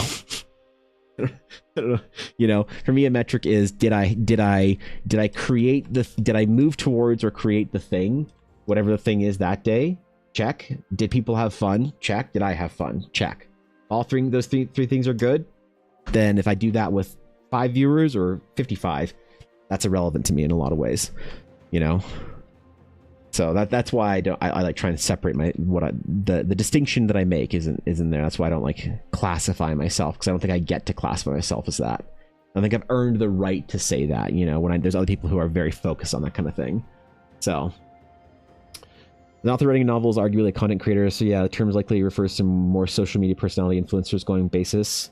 You share the development of Eldara. Yeah, sure. Yeah, no, that's why it's just a little distinction, but it's completely valid. I'm not mad about it. That's just the reasoning that I have for why I don't. So I have friends that their entire sort of like foundation of them surviving is based off of like social media metrics for stream or whatever like that. And that's just not a thing for me. So like, it's nice. Obviously, it's nice, but not the focus, you know what I mean? It's not the end goal, the game, as it were. Forgot to mention, excited to see the large front prints went up. The dragon is going to be in the Dar's room to inspire. Really? No shit, Dark. I'm honored, bro. I'm honored. That's fuck. Like, yeah, sick. I think that's all going out actually on Friday. I'm very excited to see how the poster tubes mail. With their little white gloves inside and everything. So yeah, I'm really excited for people to like talk about the experience of getting their first large format prints from me. It's been a long time dream for me to make my like fine art prints and like print series. That's been a long-term dream for me. And although it's maybe not the best idea sort of from a business economics standpoint right now, it is 100% the thing for my soul. So I am I'm extremely excited for you guys to get them. The pre-orders, pre-orders were amazing, and I appreciate everyone who pre-ordered them.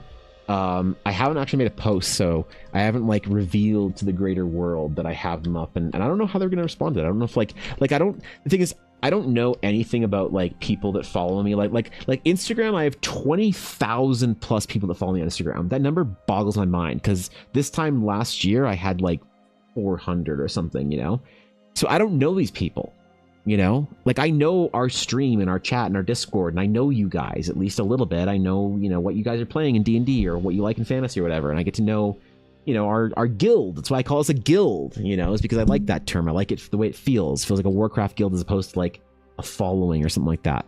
So I get to like hear stories and shit. But when I like make a post to like the depths of my Instagram of like, look at this thing I've done, does anyone care?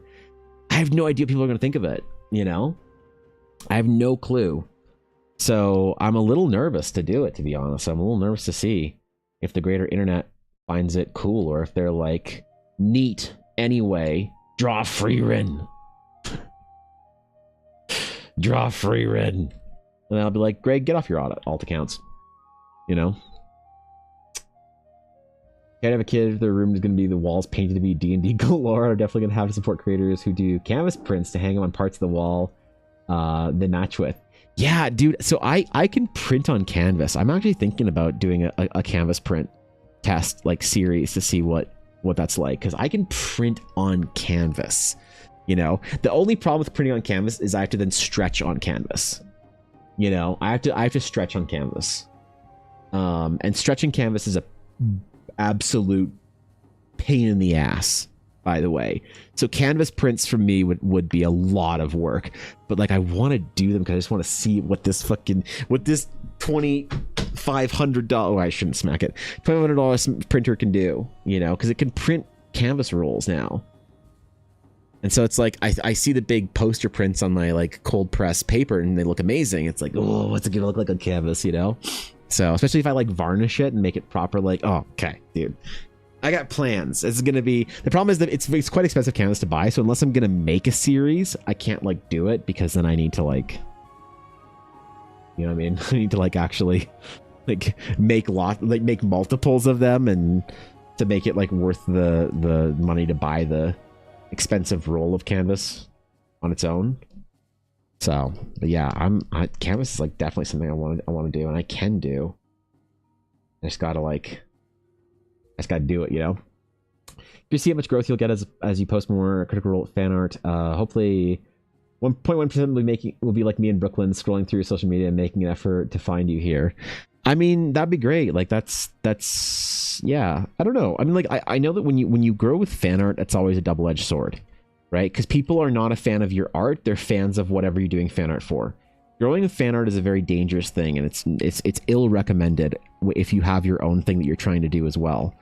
But yeah, I mean like yeah, if you get like 1,000 followers and what from a fan art piece, and one person comes to stream and is really cool, it's like that's awesome. You know, even having one more friend to talk about like nerd shit while I'm drawing is like amazing, and one more guild member to tell their stories.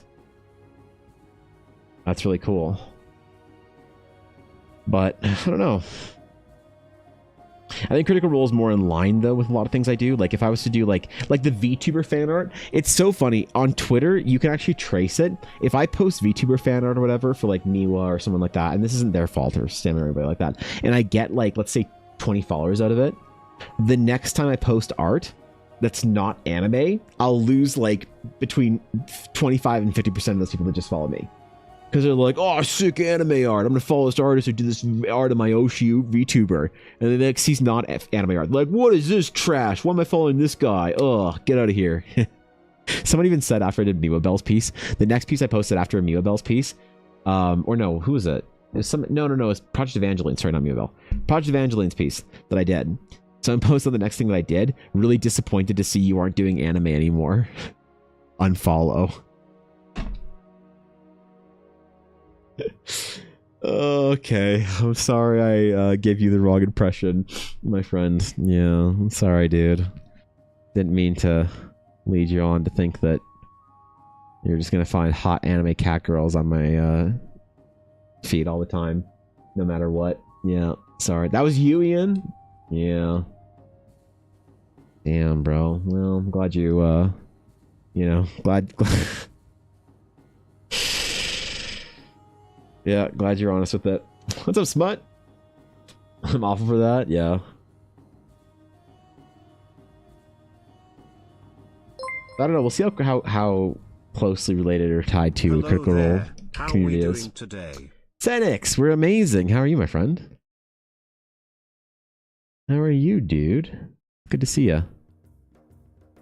I think we are straight chilling. Enjoying the day. Having a good one, hopefully. I don't know. I'm having a good day. Critical Role? Yeah, I started doing Critical Role fan art. You want to see Smut? This is Valus. I did Valus this week.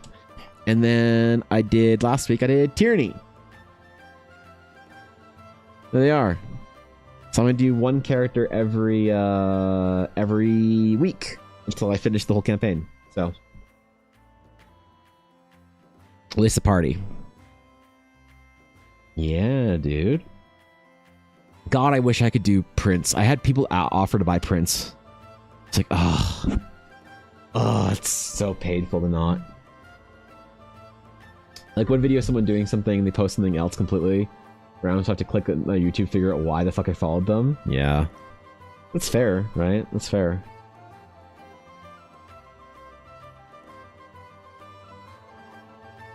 That's entirely fair that happens, you know? Julian kind of caught me in episode 2 with the whole carriage scene. Yeah, I don't. Well, yeah. So the rule is we're not spoiling anything until 3 weeks have passed of that episode, so we can't even spoil episode 1.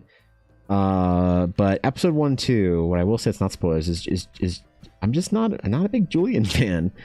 I'm not big on player characters that are antagonists. You know what I mean? So like Valus and Julian and whatnot.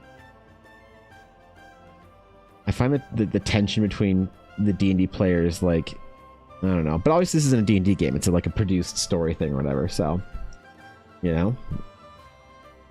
This was old, but I've never understood the follow because I like one thing. If someone piques my interest, I'll take a look at the body of work and decide if I want to follow them. Yeah, no, I think that's I think the way that a lot of people work. That's the way that I work, definitely as well. Then again, I'm old too, so maybe you're right, honestly. Actually, it could be old thing.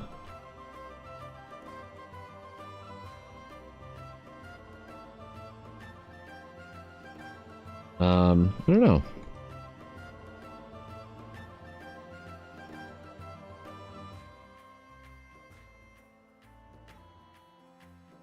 Gonna have pretty dark hair, I think, right? So I don't want to do too much. Well, I can actually go pretty heavy on some of the shading here, because we're gonna go, yeah, dude, okay.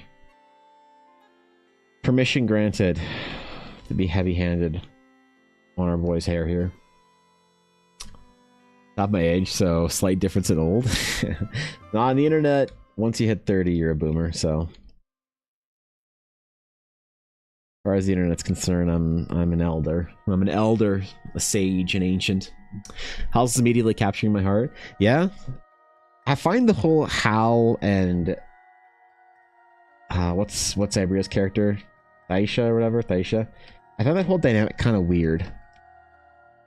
The whole like weird family baby mama shit. Like, I kind of don't get it. I'm like, what's the point? You know?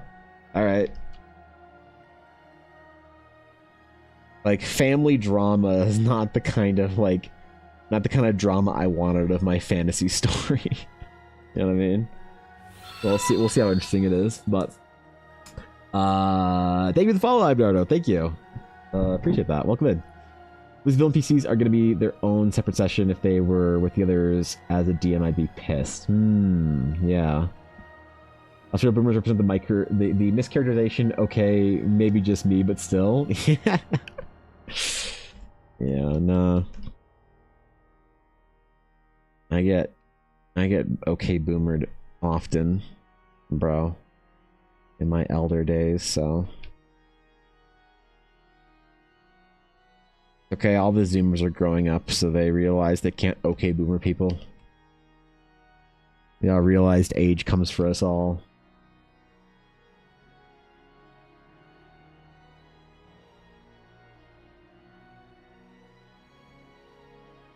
And what a great adventure, holy shit. Imagine still being like 20. Bro, when you're 20, you don't know shit.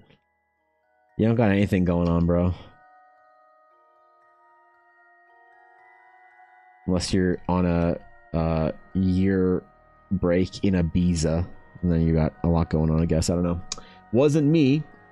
Very strange. There's half siblings and estranged families. I don't get it either. Yeah, it's just kind of like, maybe I'm missing the nuance, but to me it's more awkward than anything else. You know what I mean? But like, I'm definitely, when it comes to fantasy, I am somebody that prefers the more archetypical heroic fantasy. I much prefer the Lord of the Rings to like the drama and theater of like modern D&D, right? The like kind of performative like improv dun dun dun kind of like soap opera type stuff. People love that shit. It's very juicy. It's like, you know, it's like popcorn candy. It's great. but it's not what I wanted a fantasy, you know, because there's just so much of that now. So Critical Role maybe does that best, and they did it maybe first in a lot of ways. So they, you know, please continue, I guess. That's what your audience wants. But every time I see it in the games, I'm just kind of like, go on an adventure to save the world. I don't care about you reconciling the fact that you have like an estranged family or whatever. It's like, I don't care about this, dude. And I know I'm in the minority here. I know most people are like absolutely eating it up, and that's great. So I'm not mad at it. I just it's one of the aspects of the game that I'm less enthused about. So it's making me less likely to want to draw Hal or, you know, Aisha or whatever else, because it kind of feels like not resonating with that part of the whole story. So I want Lord of the Rings fantasy. Yeah, true, right? True. Imagine not having Lord of the Rings fantasy for more than a weekend. Yeah, pronounce it Ibiza. Most likely means you're from North America and I haven't been there. Yes. Correct. Both those things are correct. Never gone to Critical Role, but I was watching episode 1 of the new campaign, and I'm just surprised how many people there are. Also, hi, what's up? Good to see you. First of all, yeah. So what I'm getting is that they're not going to be 13 people all the way through, or 12 or 13 or whatever. It's going to be that they have like a 6-week arc with one group, and then another group steps in. Whatever, they're going to have like kind of. It's not going to be this chaotic, as far as I know, the whole thing. So I think I like that. I can't wait until they get into the meat of the story, because right now they are kind of in this chaotic, like trying to get everyone's story started, and then it's like I want to get into like the game properly with the first group that's going through. So I tell people that some of my 20s I can go on binges and do dumb shit. My body still has to recover because I'm not, or still has time to recover because I'm not 30 yet. Yeah, maybe that's the way it works. I don't know. I think if you take care of yourself, your body kind of stays true to you. You know, I don't really feel between 25 and 35, I don't really feel like I've lost any of that, like fatigued or whatever, or I don't know. Maybe I was just a very out of shape 25-year-old, which is true. So now anything's better than that. We see how Critical 4, Campaign 4 turns out, see who forms whichever groups they make. Yeah. A familiar drama in games, very situational. Critical does feel like a reality drama for fantasy lovers, which is, yeah, perfect. It's what they like. It's what they like and what they want to do and what their viewers want. The only problem I have with Critical Role's sort of like dramatic kind of like reality drama, the only problem I have with it is that it seems for some people to be setting the tone for what like D&D should be. So when you have people that say, like, I've written this dramatic backstory about how I am the brother of a slain companion theater troupe, and I have a baby mama and a daughter with 2 other women, and now we have to find our way through the world. Please, DM, integrate my backstory into the campaign, if you would. No. That's dumb. We're going on a heroic journey to save save Hogwarts, destroy the ring, and kill the Emperor Palpatine. That's what we're doing in D&D today. And so it's fine to want that, but the problem is you have a lot of the new players that came in that they think, oh, D&D is, and they think it's the sort of, as you said, reality drama in a fantasy space. When it fucking isn't. Like, it never has been. Only recently has it been added to it, which is awesome. I'm super glad it's here as part of the giant thing that D&D is now, that it encompasses. But the issue is then when you try and like tell people, we're playing a Lord of the Rings style game, or we're playing an old school Second Ed game where it's like, hey, bring 5 character sheets to Tomb of Annihilation or Temple of Elemental Evil.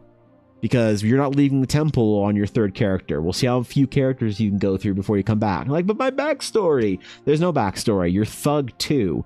Thug 1 and Thug 0 both died. You're on your 3rd Thud. You know? That's where you're at. And that's a very valid way to play D&D. And like I said, the only problem I have with the Critical Role sort of influence is that a lot of people think that that's the only way. And I'll get that in my stream a lot of times. When I say things like, if you're playing in a D&D game with me, it is best that you don't have much of a backstory. The type of D&D I run is the story of why your character is interesting, not interesting characters going off and doing interesting things.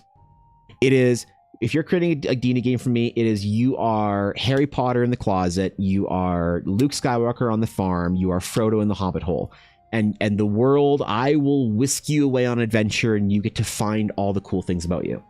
Right? And you get to discover all that and build it as you're going. That's why Ella is the best D&D player I've ever met, is because she's the most flexible, malleable player that I've ever met.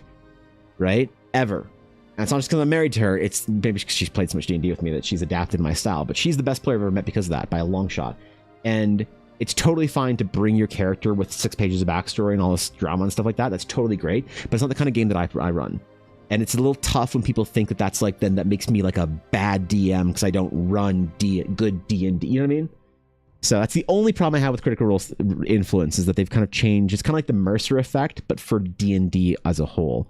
But I still love and support, and I'm watching Critical Role and having a great fucking time with it. Airtable is different. I wish people would absorb that. It's really tough. Like people will say that. Not that I'm saying that you're saying it, but people will say like, I wish everyone could just play D&D the way they want, and then you play D&D the way you want. It's like a more traditional whatever, Lord of the Ringsian something or whatever, and they're like, whoa, you're toxic, and it's like, what the fuck? We're just playing a high epic fantasy. What? Yeah, the fuck off, man. So I wish that too. And I will continue to be the voice of the old guard. I was defending new D&D players to the ancient elder graybeard D&D players for a long time.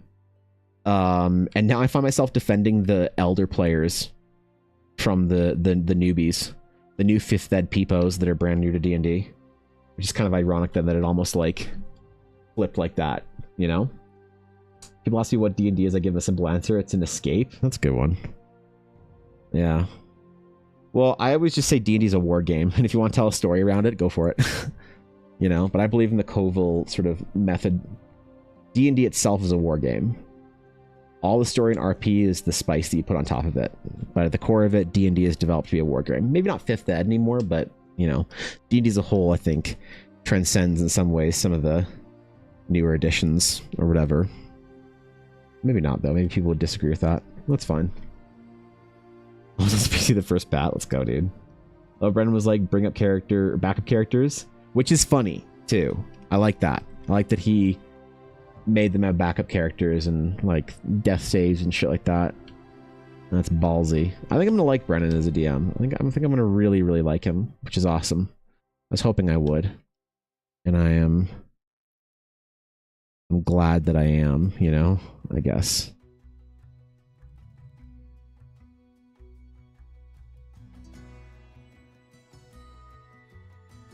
What do I need to do with his hair here? You know what? One piece at a time. Take it slow. That's what we're gonna do. It's definitely a combat core game. People don't realize that. Yeah. Yeah, it's well, and it has changed over the years, right? For D&D is like Warhammer 40k, but you don't need the minis, and you get to make up the lore. Yeah, that's a good way of putting it. I like that. It's kind of fun. So I wonder if people like the adventure that I'm writing, because I feel like it's pretty lore heavy. I mean, Atari would be able to give me good feedback on that, but I feel like the adventure horizon for the people who did beta test it and play test it, I don't know. I don't know if it's gonna be too lore heavy for some people or like not dramatic enough for others, and we'll have to see. I'm just writing it based on my own intuitions, and people like it, great. If they don't, he's had fun as a DM, but he's also so brutal sometimes, and I love it. Good. Yeah, I mean, the cult of Brennan Lee Mulligan has subsided, which is nice that I can actually give him a fair shake now that he doesn't have cultists. This isn't his fault either. But just like Matt Mercer had the Mercer Guard, Mulligan had the obsessive, like, annoying fans too. And so I didn't watch anything of his for a long time because people wouldn't shut the fuck up about him. It was so obnoxious. It was so annoying. You know? Again, the same kind of like, it's the only way to play D&D, and if you're not like Brendan Mulligan, you're a failure as a DM. Like, okay, dude, chill, man. Fucking chill, bro. I'm gonna take a weekend off and play some fucking Baldur's Gate and just relax. Grab a Slurpee and chill.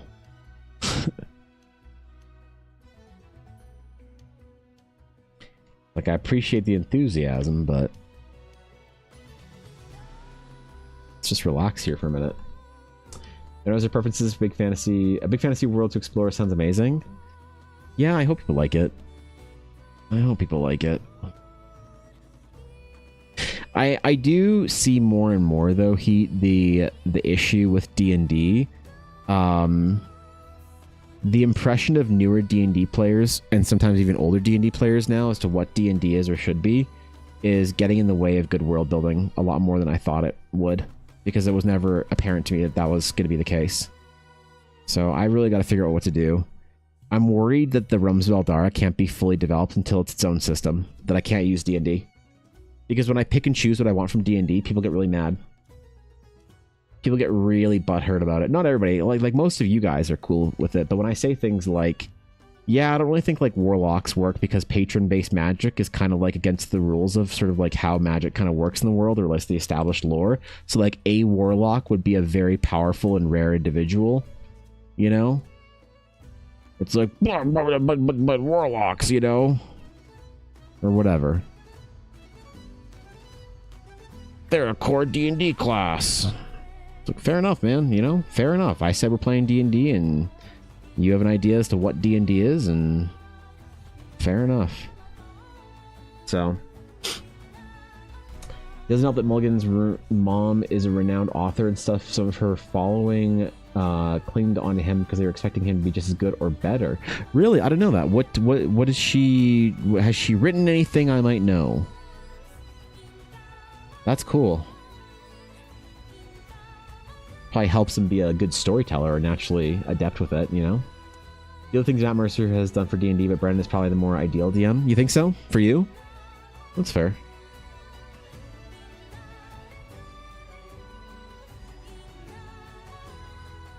Yeah, that's fair. That's like one of the biggest problems that I think, like back when D&D was really exploding in like 2021-ish era, and I was like streaming, I would get somebody in my stream, maybe you guys who are here for that remember, I would get somebody in my stream like at least once a day, sometimes multiple times a day, for like months, with their like sob story of like, I've come to complain about this terrible thing to happen to me in D&D. And it was always like D&D horror stories about like other players or their DM.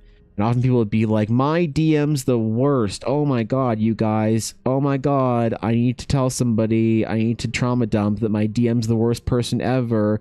And we're all like, oh no, boo-boo, what happened? You know, expecting something like real. And like, my DM didn't let me monologue for 35 minutes about my backstory. She said that we were in the middle of a lair and the villain didn't care and we couldn't put off combat any longer. Can you believe I wasn't allowed to monologue for half an hour? I wasn't allowed to have my Percy moment? And I'm like, oof.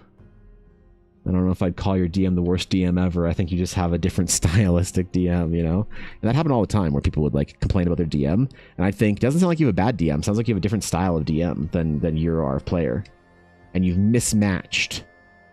You've mismatched greatly in your styles.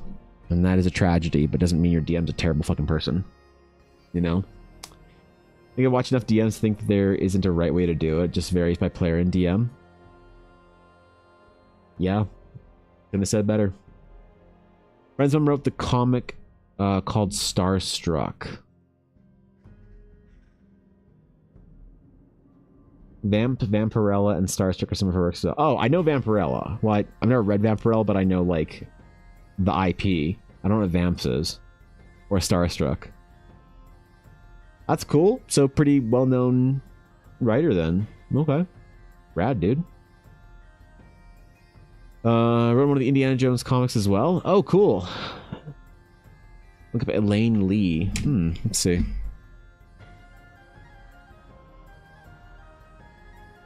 Elaine Lee.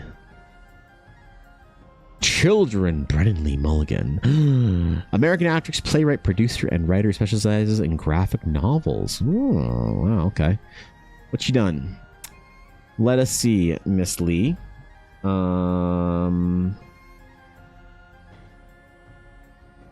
Okay, Indiana Jones. I don't know what Starstruck is. What the fuck is this?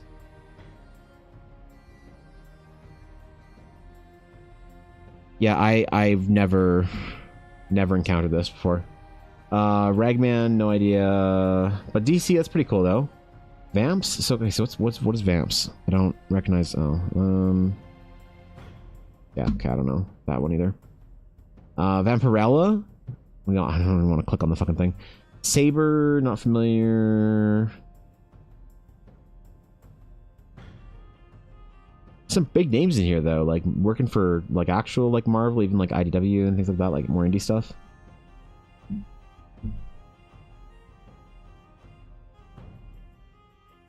Classic X-Men, that's cool. Star Wars 107. She wrote Star Wars. Oh my god. Okay, man. Cool, man. Yeah, that's a substantial learning point, I guess.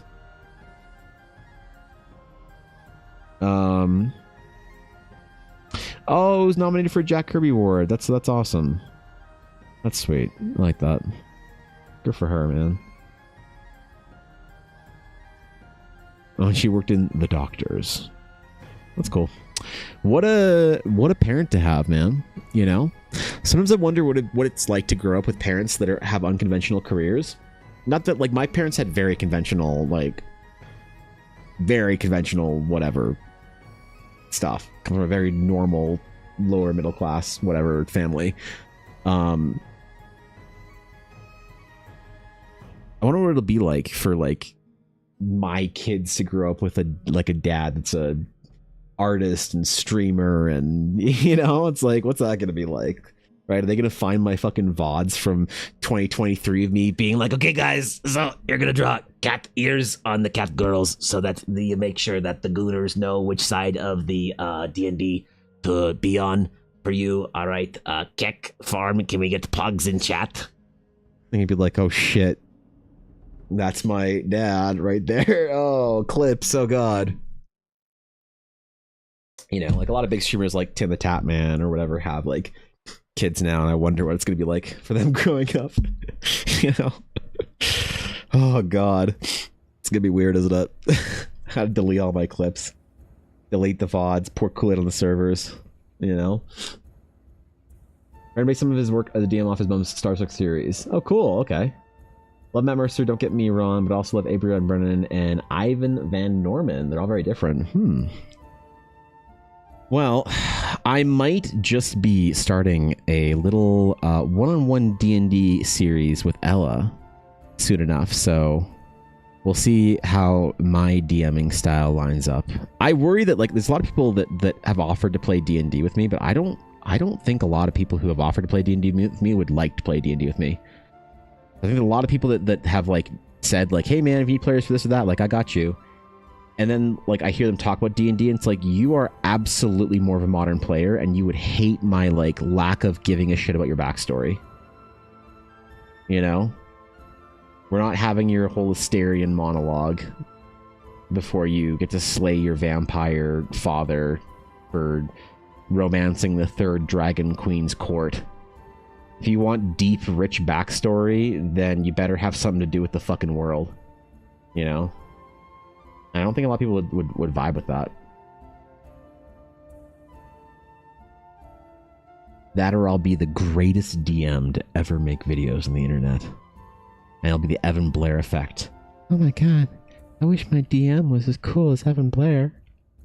I wish he did enough voices like Old Galen and the Quackian Monkey Lizard. I mean, Realistic Feather Gob Monkey. Shit. Damn it. I went mask off for a second. Let everyone know that Crumb's actually based off Salacious B. Crumb. Well, they'll put the G back in the bottle on that one. The internet knows now. It was all an elaborate ruse anyway.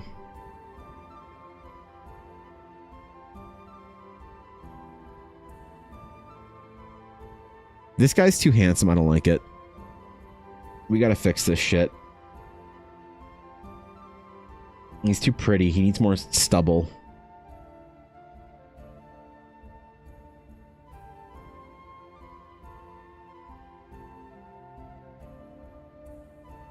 Needs far more stubble, but I can't give him any stubble.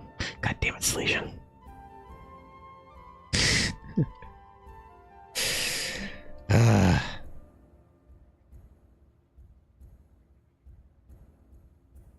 I'll blame her whenever she pops into stream, alright? That'll be dope.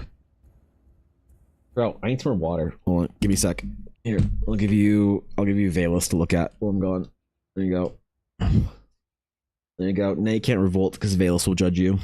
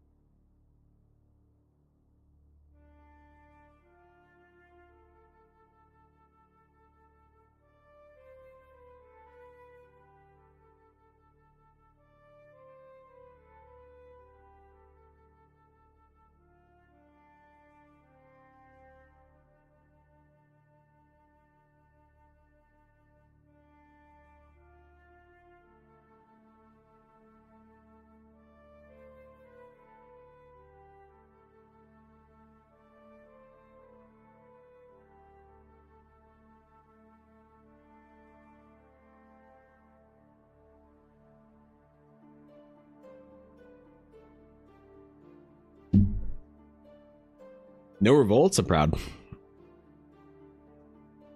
Proud. Shocked, but proud.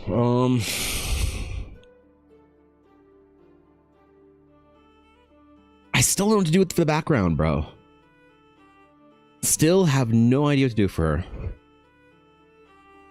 And Valus deserves my very best. She's not like one of those poorly thought out characters. Like Fern Calloway. My favorite Critical Role character of all time. Actually, hold on. Who's my favorite character of all time?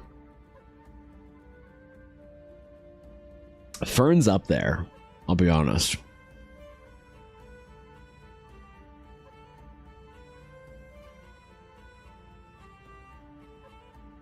I gotta think about this. I gotta have like a Critical Role character tier list made at some point in time or some shit, you know? Azalea, dude, I thought you were lurking. Thanks to tier 3, man. 26 months, bro. Thanks, Azalea. Hope your work today is not stressing you out too much. Thanks, bro. Appreciate that. It's very kind of you. Honored to have you in the Dragon's Claim, Azalea. It means the world to me. So, thank you very much. Damn, man. Damn, dog. Seen some big ass subs today. Some long-term 20-month plus guild members that haven't realized that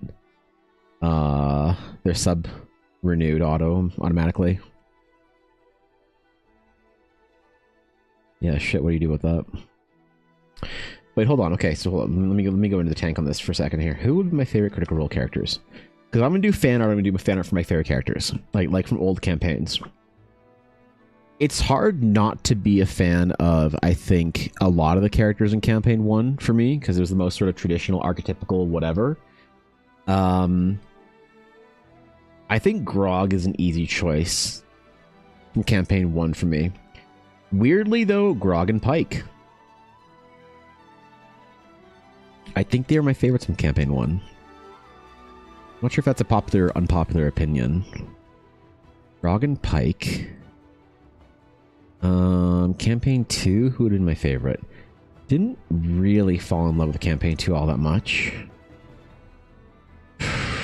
Probably Jester and Ford. Sorry, Fjord, my bad. Don't want to be exclusionary to my Scandinavian guild members here. Campaign 3... Who did I really like in campaign 3? Wait, let's look at this cast in campaign 3. Critical Role campaign 3. Who the fuck were even the cast for them?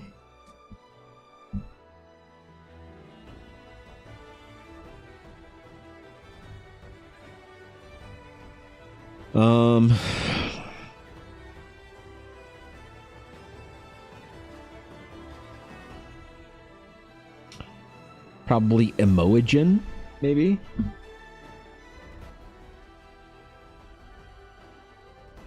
That's a good base for, like, characters to do. Like, you know, and Fern, obviously. Okay, so I have a couple characters from each campaign that I could do, you know? Maybe do a bigger, more formal piece or something. Try and work through every character from every campaign. Could you imagine? A full deck of cards for them. Holy God. That'd be a large and substantial amount of work, but it'd be fun as hell, you know? If only I had the time, bro. Been following for 3 years, 2 months and 3 fucking days. years? Jesus. Been subbed for 26 months of that. Oh my God, Azalea, that's... You're ridiculous. You're ridiculous, bro. That's a long ass time. And I haven't even got an adventure out in that time. Imagine that. These are the bits, Azalea. I appreciate it. Yeah, what the hell, bro? It's so weird to think about, like, time spent building the world and how long it takes and all the work to do for it and whatnot. And oh my God. Oh, should be starting the Rokari soon here. Getting the Azael done. And then I think the Rokari are next, so I need help with stats for the Rokari. kind of stats would fox folk have in the greater D&D sphere, you know? I don't know. I've thought about it at length. Especially if you start throwing in NPCs. Well, who are NPCs that would be like really like NPCs that would have maybe the same weight as a player character, like Gilmore level NPCs that I'm not thinking of. Like who's kind of on that that list, that roster, you know? I ran because a friend was like, "You like this guy?" Oh, really? Oh man, that's hilarious. I'm honored that your friend said that then. Good decks for sure, actually, though, right? Yeah, who would be who else would be there? Who would be there?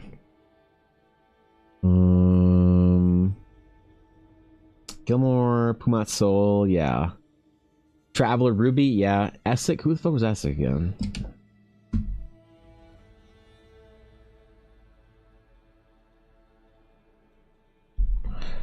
Oh, Essek Thylis. Yeah. Mm-hmm.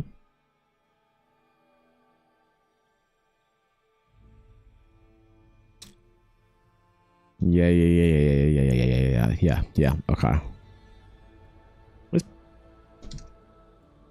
Furbolgs, though. Furbolg would be interesting. I haven't really drawn a Furbolg ever. I don't think anyone's ever asked me for one.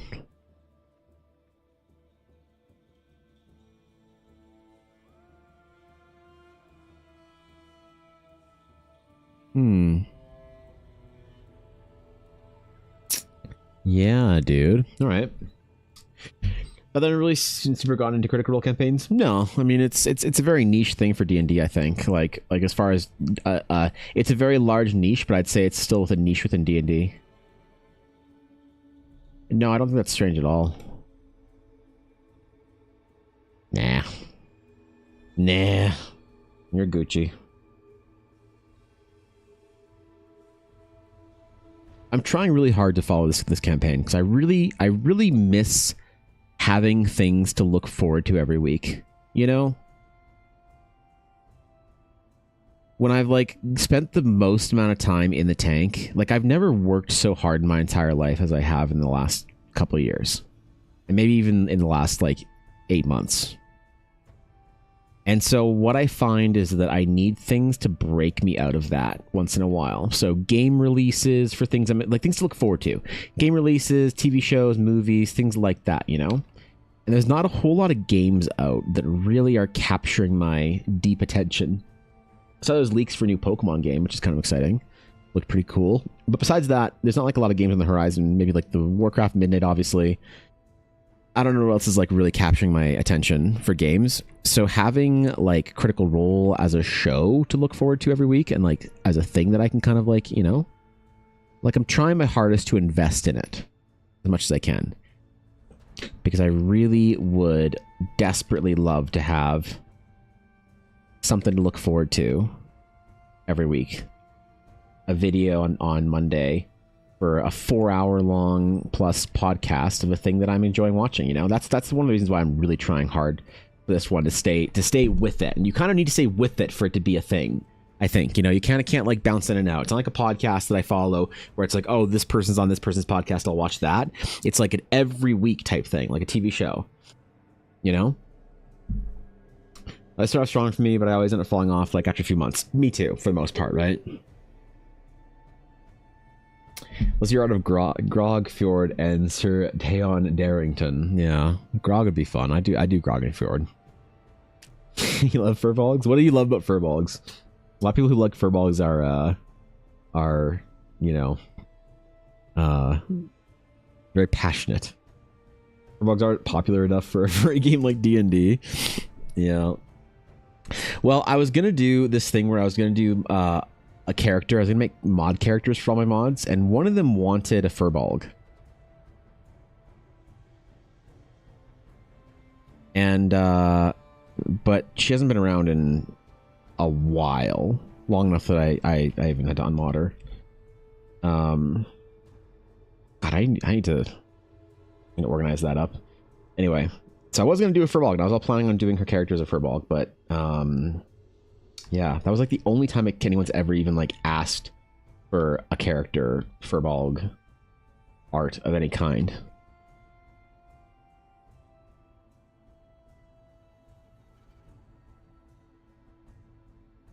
So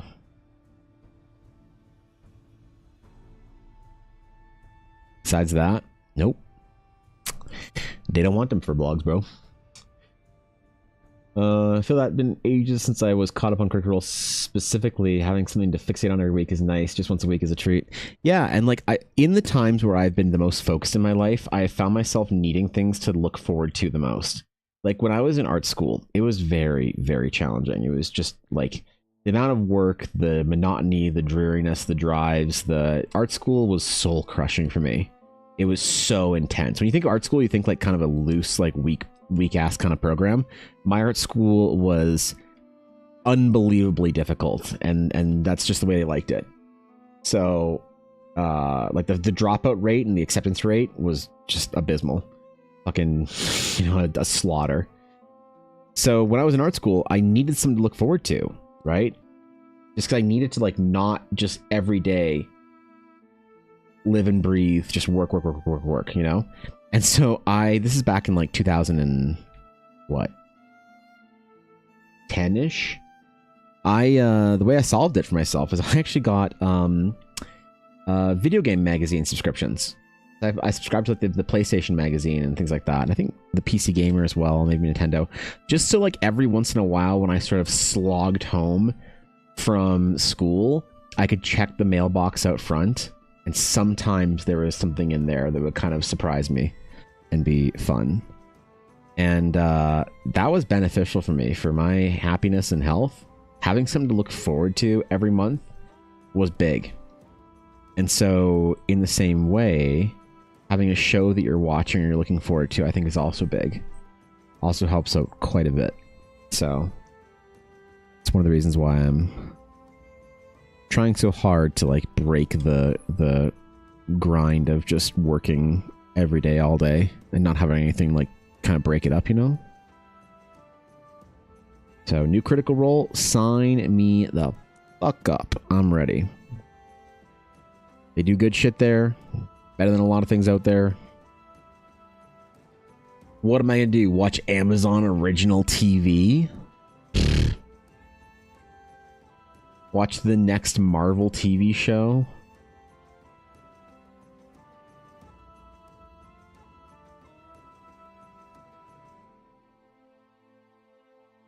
Bro. Imagine. The link to the current Eldar World Envelope is a private until you finish more of it. The Shattered Sea side is coming with the release of the adventure. So the Shattered Sea article is huge, but I want to keep it private. I want it to be a big like reveal thing. The rest of it, the small little little tidbits and stuff are out there. They're all open, but the big substantial main portion of it is all in development. I kind of want to hire like a CSS warlock to see the SS of what I'm doing.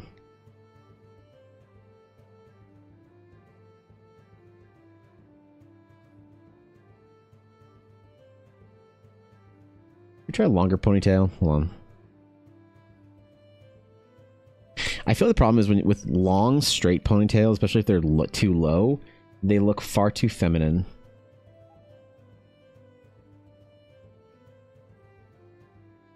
You know?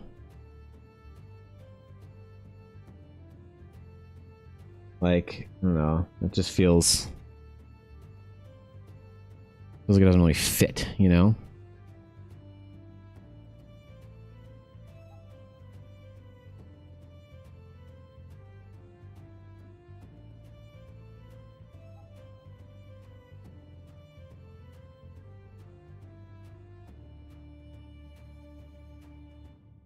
We'll try this with our boy and see if we like it.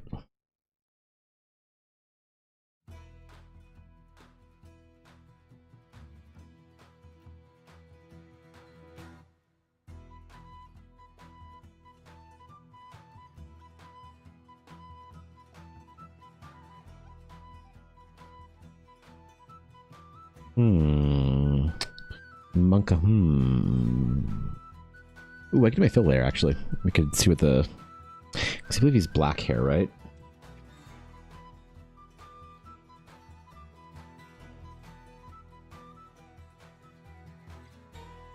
Our handsome stud of an elf.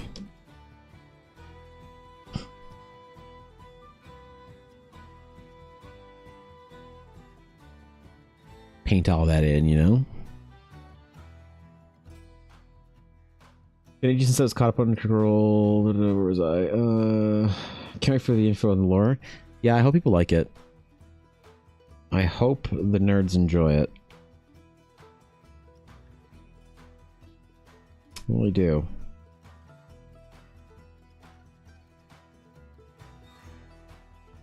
I've been doing a lot of writing. Like, I've been really inspired and emboldened to do a bunch of writing recently. And I think I might try my like first sort of Eldarin stories, tales that are not just lore or world building. Because like lore and world building is great, but like it needs to be in service of something. Lore and world building for the sake of lore and world building is kind of like self-indulgent, like macro gameplay in an RTS, which is fine if that's like what you want to do and it's a fun personal project, but no one's going to care about it, right? And so I think a lot of the world builders out there kind of suffer from this. They think that they can turn their world building into something that people are going to give a shit about, but if the world building isn't in service of something that people are going to care about, don't expect people to care about it, right? No matter how good the world building is. And so I've been kind of doing that in a way for the last couple of years. And I need to get the adventure out, and then after that I think I want to write some stories. Do some writing, some storytelling in the realms.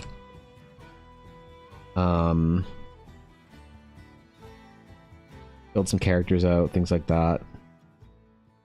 I'm sure it'll be bad though, you know, like as my first sort of like writing endeavors, I'm sure it'll be bad. The one thing that I don't have the luxury of is not having prying eyes, right? Like that's something that is weirdly like funny, kind of like Brandon Sanderson said, I think, about it in one of his writing lectures. He said, "Hey, your first novels are going to be awful. They're going to be terrible, and no one's going to read them. But that's the advantage, is no one's going to read them because you're nobody, and you get to be a nobody. By the time you're like people know who you are, then you've already like become a good writer. So like, you know, just don't worry about it. No one's going to see your bad writing." But I'm like, oops, whoops. Kind of did this in the wrong order, didn't I? Great. You guys are see all of it. All the process while I struggle through learning how to write.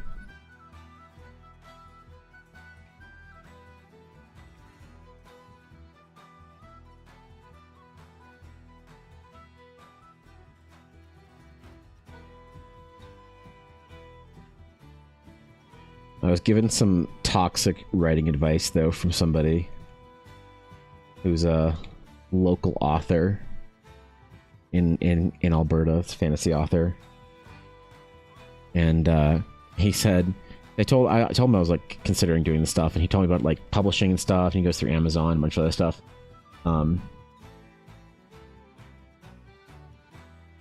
He said, while you're learning it, like my best advice is don't take any advice from anyone who hasn't published a book. Like if I could go back and erase advice from my brain I got from people on the internet, oh my god, I'd be way further along. I was like, damn, bro, that's toxic. Also maybe true though, you know? He's like, would you take art critique from a hobbyist? I was like, fair enough. Okay, fair point. Clever. I see where you're coming from. But I think I'll still need a lot of input for it, so I'll have to break that rule. Ask for whatever help I can get.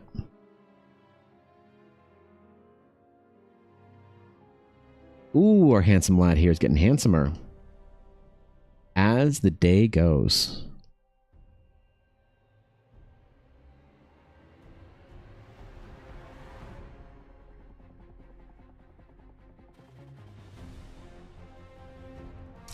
point I'm gonna have to buy up to like 7 magic item slots and 7 character portraits. Oh my god, why? You don't have a campaign starting soon, do you, Azalea? What?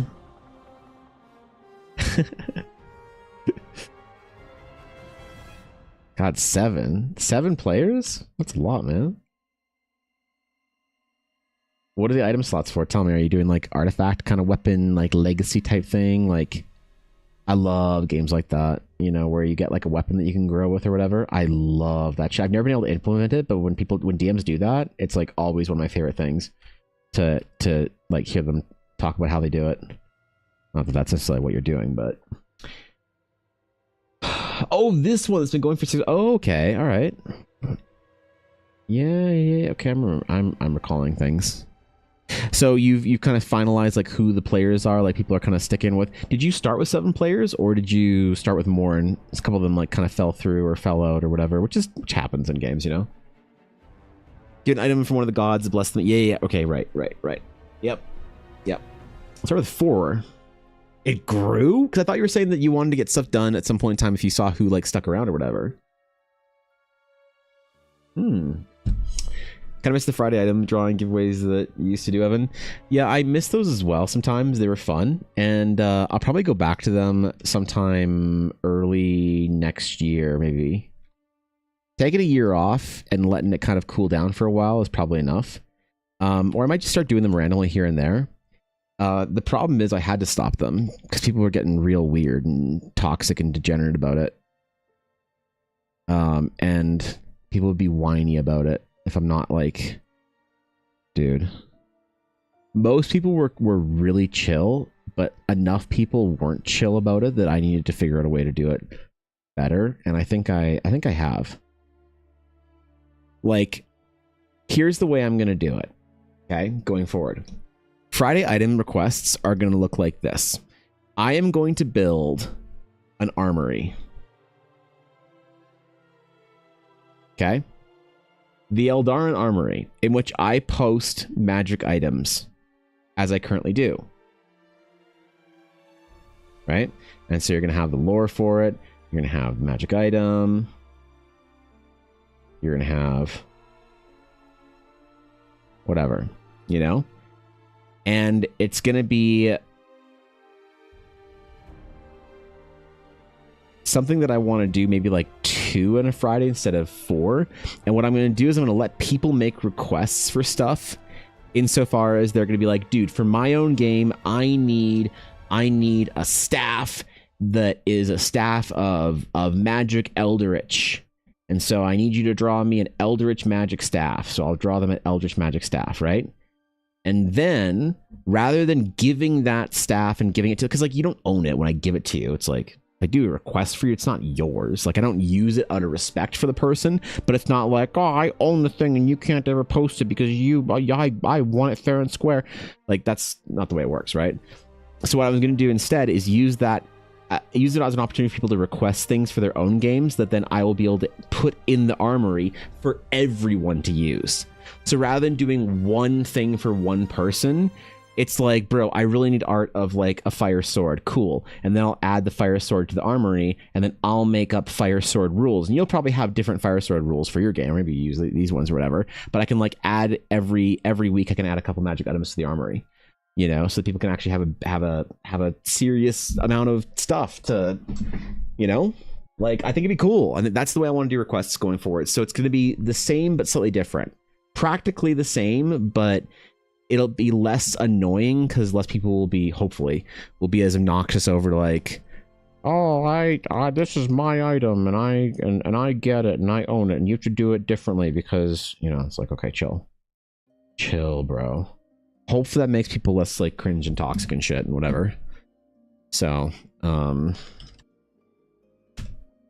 I think it'll work. I'm confident. I'm confident it'll work well. I'm hopeful. I'm less confident, but I'm hopeful.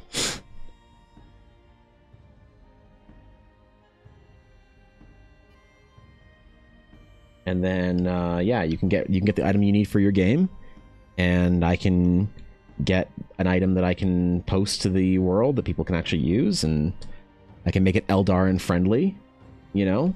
So everything sort of like fits within Eldara's lore. You want a magic staff that has like an ancient wizard inside or whatever, and I can do a staff that looks like it's kind of an arcane old whatever staff that then you can use the rules that I make for it and the lore, or you can use your own, just use the art for your game. So I figure it'll be like a win-win that way, you know? Program I'm using Photoshop. I use Photoshop and a Wacom Cintiq 24. Those are my tools. It's my list. That's what I do.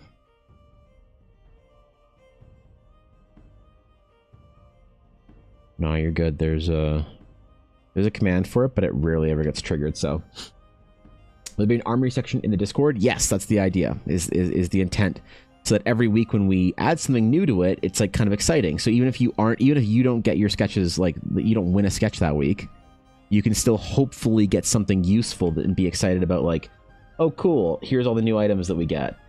You know.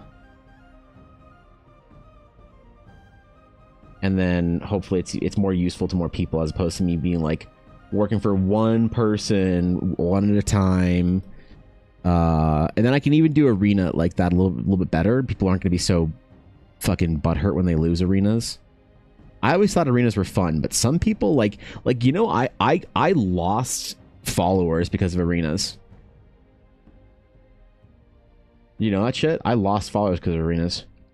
People lost arenas, like maybe they like one person lost like 2 or 3 over like a 5-week period, and then like sent me a big long fucking Discord message whining about how it's so unfair. Blah blah blah. I've been here. I deserve art too. Whatever. TLDR. Unfollowed. Unsubbed. Can't believe I wasted, 2 years of sub on you. Whatever. Just because they didn't get the free giveaway thing for them that they want. Like it was, dude. When I say it got weird, and that's why I had to quit doing them, the giveaways, I mean it got weird. And so I kind of worry about doing character requests in the same way, but I kind of want to build the same thing as like a database of characters, of NPCs. So if you want a character sketch like this, I could do these on Fridays if you could imagine, whereby you could use that for your PC's sketch for your game, but I'm also making it accessible for everyone else to use it for their own games or their own PCs or their own NPCs or whatever, man. It's just art. Just art so that you add to the overall art lexicon of D&D, whatever. Was it Thorkin or Guapu who was winning like every other week? Blaze won a lot because Blaze entered every single time. He entered every single giveaway, and so he won a lot of them. I think Thorkin won a couple, Guap won a couple, but Blaze was the one that won an unholy amount of them, to the point where it was a meme. So Gabriel, thank you for the follow. I appreciate it. Welcome in. Yeah,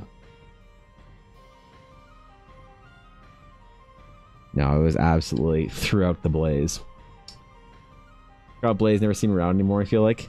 Yeah, I think his work schedule's changed. A lot of the mods' schedules changed, and like Thorkin will pop in at the beginning of stream, lurk, and Cobalt's like lurking off, and Guapo's like doing stuff and lurking. So a lot of the mods are off doing other things because they're just life changes for them. So a lot of them they're around and watching or whatever, but they're not usually participating as much as they used to because they're just like busy and shit. So. Which is totally fine. Happy that they still pop out of stream once in a while to say hi. But I do think I need to, like, actually. I feel bad because they're like, oh god, someone needs to be in the stream to help Evan out. Who can be there today? It's like that's not what I want them to worry about. I want them to chill, bruh. I've seen Blaze in Fishy's chat. Yeah, Blaze is in Fishy's chat quite often. If I really want to talk to him, I can go over there. Yeah, he mods for Fishy quite a bit. He's often there in the evenings. Cause like he's at work right now, So stuff changed for his work and he can't be like on Twitch and chilling or whatever. I was looking, but man, so busy all the time. I appreciate it, Cobalt. See, there it is. I appreciate you even being here, bro. I mean it.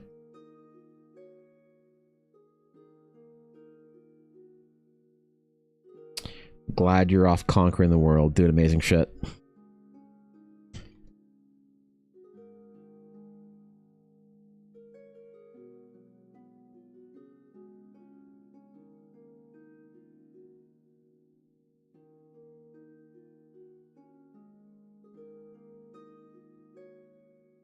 I don't really know where like Bizzo or Eiley are. I really haven't heard from them in a while. Hope they're doing well. I know Bizzo fixed her sleep schedule, so she's usually asleep when I'm streaming now. Which is good for her, I'm glad.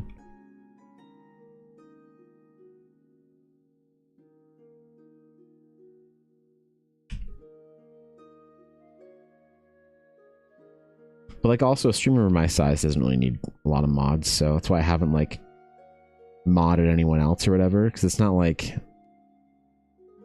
I mean, like, what if I have to do my shoutout commands half the time for myself? It's like not the biggest deal in the world. It's not like my chat is ever so busy and so fast that I need other people watching it for me.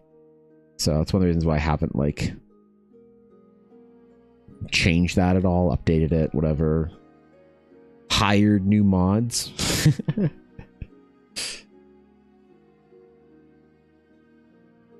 Just don't really need to, you know? What's up, Charlord? Wasn't around a long time in this video. Hope they're doing good wherever they're at. Yeah, I don't know what Viddy's doing. I don't know what he's up to. Hope he's good, like you said. Well, but life gets busy for people, you know?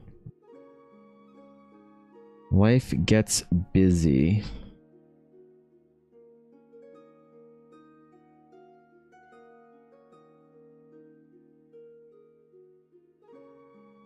Do 50%. That's better.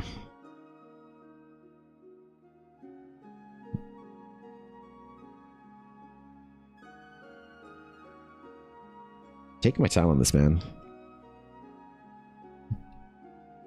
Really taking my time on this one. But holy, what a handsome boy. Would have stood. Trying Legion Remix and slamming Mountain Dew. Attaboy. I'm playing as well. I'm at item level 620 something. On my way. Get there eventually. Earn all the rewards I want before the end of it. It's fun. I like Legion Remix. 622. Yeah, that's what I like to hear. He's so handsome. Yeah, okay, good. Good, that's what we're going for. That's what we're going for. 18 charisma. Did you guys ever play D&D back in the day where charisma was generally tied to physical attractiveness? Because now it's like people are like, ooh, it's just force of will. But back in high school, oh, absolutely. If you had a low charisma character, you were a fucking foot, dude. Oh my god. And we would always talk about that, you know? It's like, well, you know, Yavuza's character, Grug, has like 7 charisma, which means he looks like a toenail. We just played it out all the time. Like, ooh, you fail your persuasion because the barkeeper is just so off-put by how fucking ugly you are. Now, if you do that in modern D&D, people would lose their absolute shit. But back in the day, man, that was the meme. That was the joke. Because if you had low charisma, you could choose between being a foot, a hog, or a hag. Okay, we were like a little more toxic back then. But listen, we were high schoolers. It was our right to be toxic.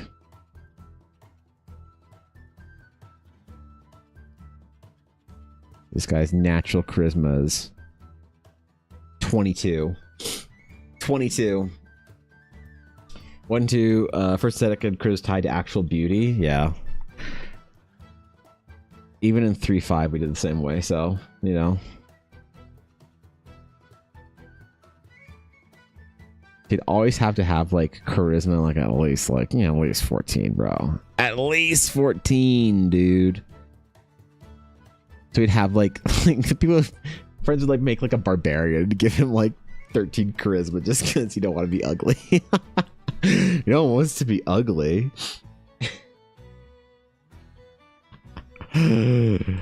Come on. Oh god, I want to be a barbarian, but I don't want to be.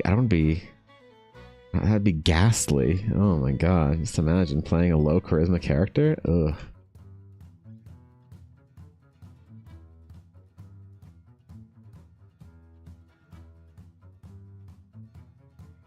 You cannot resist his charms. His charisma is 22.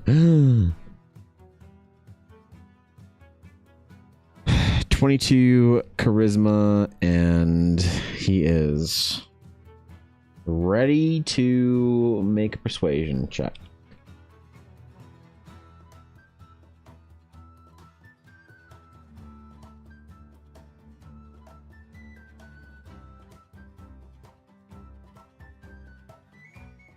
Or whatever you do with charisma. I don't know. What do I look like, an Astral Knight player? Oh. Don't answer that, actually, if you wouldn't mind. Yeah, appreciate it.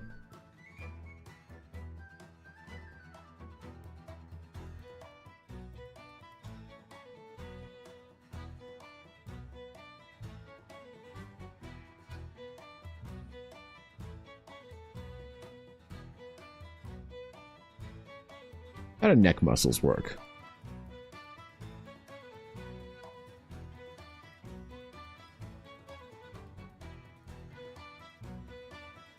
Okay. Okay. I don't have neck muscles enough to check in the mirror, but I can sure get my fingers in there and poke around. That's bone. That's squishy. And that's the result of eating too many Cheetos. Alright. Now I know how necks work. Gotta be careful. Even if you just mention the word neck, you have Vampire the Masquerade players thinking that it's now socially acceptable to out themselves as VTM players.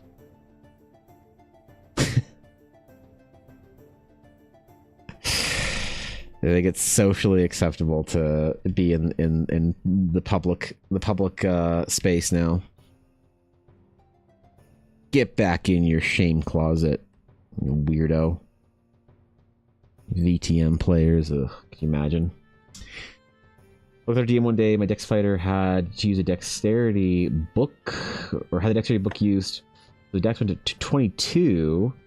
Used a wish my DM rolled to see if he allowed it, and he did. Wish for the book to be aged 100 years to use again. That's cute. I don't think I've ever really let the wish spell fly in my games. Like, ever. I can't even remember the last time, if ever. Like, yeah, I mean, I'm sure we did when we were in high school, but like, in like modern D&D, I don't think I've ever like even given my players wish for any reason. What would they do with it? If I gave them wishes, what would they do? Kind of stupid shit would they wish for? Probably like infinite dwarven forge butter or something stupid. Some absolutely stupid shit like infinite in breakfasts or whatever. They wouldn't even wish for power. They'd wish for something completely vanity or whatever.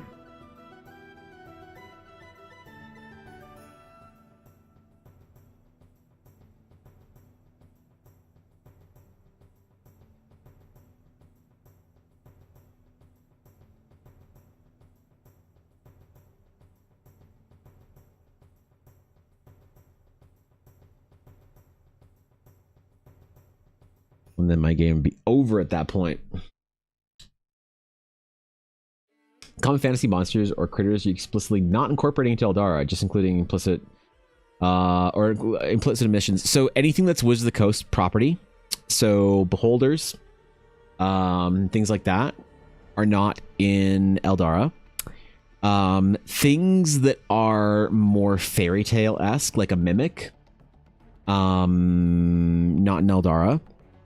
Anything that's like a construct or like a machination of some variety, not in Eldara. Anything that's like machinery, I guess, like that. What else? No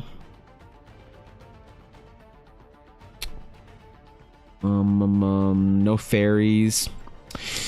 Fairies might be the one exception to fairy tale stuff. It's something like fairy pixie like creatures. The Awar might be something like fairy like or pixie like. Let's think. What do we got? What else is there? I once had a character during a seafaring campaign wish they would never have to worry about With the getting spell? scurvy. That's funny. The god made it so any fresh or dried fruit they touched turned into a fresh citrus fruit. See, that's perfect. I love that. That's a great wish. Thank you for 100 bits. See, my players do something like that. Useful, but kind of funny. They wouldn't power game like, I'm going to wish for 18 mage hands, so then summon the portal of Vecna to rule the world, the universe, into the ancient whatever. They'd wish for something like that, like to turn all dried fruits fresh. That's one of the better wish spells I've heard, Azalea. You might be somewhere near the top right now for good wish spells. Kobold-like creatures. Nothing silly. So kobolds are inherently silly, and the monstrous world is monstrous. It's dangerous. It's scary. So goblins, kobolds, gremlins, things like that. The only silly kind of shit is like the Relician feathered monkey goblin. There's like silly things like that, but not in the form of something that's supposed to be more like minion-y or whatever. So no kobolds, no goblins in that way. Goblins would look a whole lot more like Pathfinder or Moria and not like D&D. Like this not the brave shit of my cute little goblin girl that steals things, Teehee. That doesn't fit into Eldara's fantasy. It doesn't have mimics. That feels like sacrilege. Yeah, no, I don't. I think mimics are cute and funny, but they don't really serve the story that I'm trying to tell. So, what else wouldn't you find in Eldara that you might be expect to find? Things like slimes don't really. Constructs surprise me. Why does construct surprise you? What am I not thinking of in construct that would fit into Eldara that I'm just eliminating by swooping away the entire thing? Because if it's things like golem, like elementals might pass, like earth elemental, enchanted rocks type thing. That could kind of pass, but constructs as in like I don't know, like when I think of constructs in D&D, I'm thinking of things that are like built by people and animated. That doesn't really fit into the fantasy. Mimics are monstrous and murderous. They're absolutely terrifying. Yeah, they're also silly, unfortunately. So, they don't really fit into the vibe of the world. They're a little too Harry Potter, not Lord of the Rings enough. Golems have mages to guard secret sanctuaries and stuff. Yeah, the idea of like animating stuff is kind of like it begins to cross a bit of a boundary, I think, between the vibe that I want to go for. It changes sort of the rules of how magic works in a way that I don't really think is productive for Eldara's stories. There's a lot more creatures and monsters in a more sci-fi type way in Eldara. So if you want to think of what like a deep, dark dungeon kind of in the forest would look like, think more along the lines of like Avatar and less along the lines of like Baldur's Gate. Right, you get a little bit of that, but I want to when I do creature design, or like Monster Hunter, think more Monster Hunter Avatar than Baldur's Gate. That's what the kind of like monsters you'll find in the wilderness is like things that are more like this thing evolved in a weird setting with some sort of magic influence that turned up a knob on one trait, and now you get some like that. It's fair that nobody understands what I'm trying to go for with monsters because I haven't done a lot of monster design yet on stream because people just don't like to watch it as much. Like I try and focus my stream to projects that are things that people want to see more. So, and monster design has never been popular on my stream. There's like a couple people who are very enthusiastic about it, but in general, monster design streams are extremely quiet. And it's like, okay, fair enough, You're picturing different things? Maybe. Astral Sages having little instruments makes me imagine a world where folks are starting to create bigger instruments, animated or not. It would have to feel You know, one of the only fantasy art, from an art direction standpoint, one of the only projects that I've ever seen do invention and machinery well in a fantasy setting was Kaladesh for Magic the Gathering. You know, because Kaladesh, like if you look at Kaladesh's artwork, if you're not familiar, Kaladesh does this whole thing with like constructs that feels almost like kind of organic and alien. It's all very beautiful and ornate and oh god, what did I do? Oh my god. Get back in there. So if I was to include things like artificers, tinkerers, that kind of stuff, it would have to feel something more along the lines of like, you know, like, I mean, she even has basically a fucking Astral Atlas there. It would have to feel something more like this, more intricate and less mechanical. Like a lot of times when we base, a lot of artists will base off of they'll base their magical creations off of machinery. Visitors, you know, how exciting! Yo, Waddle Art, thanks for the raid, dude. Welcome in. How was stream, bro? Welcome. Good to have you. Tell me your tales. What are y'all working on today? Y'all making art over there? Thanks for the raid. Tell me what you're all up to. Oh, perfect. This is a great example. When I think of D&D Warforged or whatever, even this has like gears and shit that I don't particularly like. It has too much clockwork. But like as far as airships go and like trinkets and magical implements, I think Kaladesh did really well in a way that I could see fitting into sort of more of the high fantasy kind of vibe that I'm going for Eldara. Even like weaponry like this, obviously this is too far for me, but like this kind of stuff, this like big construct or whatever, you know, or like maybe a good example from Baldur's Gate was the golem things from the main city. Those, I remember them feeling pretty cool. Or like here, great example of like a construct pet that I could see far more fitting into Eldara than like robot dog, but made to look sort of fantasy. So it's really an issue of art direction in a lot of the ways. And I think that this kind of art direction is really substantially like well thought out. And a lot of the fantasy sort of like tech-y type stuff is not particularly well put together from an art direction standpoint. And so like, don't forget, I'm not making this for like, in some ways I'm making it like, I'm trying to treat D&D players like artists. I'm trying to art direct them really well. But people aren't used to that necessarily. Right, like the player directed art direction from other TTRPGs is almost non-existent because people want the freedom, and that's fine. But then with more open world, you get less sort of like open world story in D&D. You get less sort of like meaningful story development in like one direction. It's a balance. You want to like trade off here and there and whatever. If you do too much, then nothing happens. If you do too little or too much the other way, then you get railroaded. The same thing's true with art direction. You have to like guide enough that people sort of like want to build within the framework of something to make something feel like it fits within the world, but leave it open enough for people to be really expressive about it. So constructs are just a difficulty like that. Like the idea of that kind of tech and whatnot doesn't necessarily fit into the world. Making art today between a line art fire drake and started coloring a simple waddler Halloween piece for fun. Let's go, dude. Drakes are awesome. I love that kind of shit, man. That's up my alley and my jam. So I'll check your VOD and see what you're up to after stream. I'll have to sneak around, as is my tradition after stream, to see what the other artists on Twitch that raid in or say hi or whatever are doing. So I appreciate the raid, dude. Seriously, guys, go follow Waddle. Go waddle on over and go drop a follow. Say what's up, yo. But yeah, that's kind of like where my mindset is at with a lot of that kind of stuff. I'd love to do more monster art, but like I said, it's just not necessarily the most popular thing that people like watching.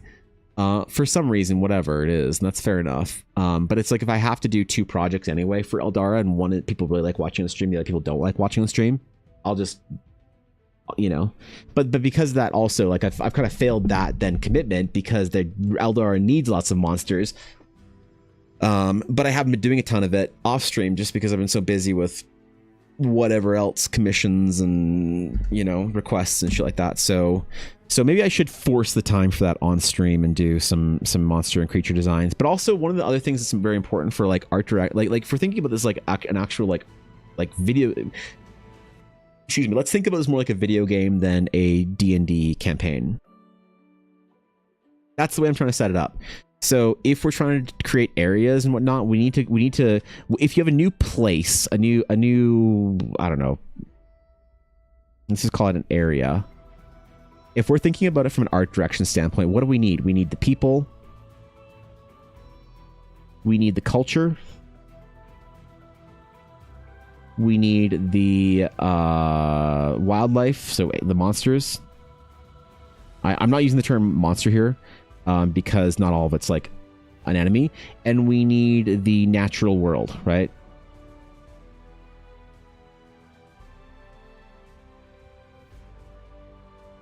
And so if we think about something like if we're designing for like a lot of people will consider a D&D project sort of like filling in, maybe these things are just presumed to be like the same thing in all D&D. So it's just like, oh, I've got dragon people from the place where the dwarves come from, like, right? Like you assume that a lot of us is already going to be like, this is where D&D players sort of get in. Like when I say like, oh, there's this thing or not that thing, or there's this thing or not that thing, people be surprised to find that out because they're like, oh, but D&D always has this, and you're like, well, not in my fucking world, it doesn't. Because don't forget, the realms of Eldara supersede D&D all the time, no matter what. Doesn't matter. If ever I make an idea fit D&D more than it fits in the realms of Eldara, I have failed, and I need to change and rectify that mistake. So for people who are open-minded about it and excited about different worlds and whatnot, then that's great. But for a lot of people who are very used to D&D being one thing in particular, like for instance, dragons, having like, but you don't have brass dragons and gold dragons and blue dragons? No, I just have dragons. You know, and they're like mad about that or whatever because they're not used to it. But those things are D&D ideas and not Realms of Eldara ideas because I don't think they're very good storytelling for Eldara. So if we're talking about that, if we do a new area, we talk about like the Shattered Sea. So if I'm directing this for my artists, for my art team, and the area is going to be the Shattered Sea.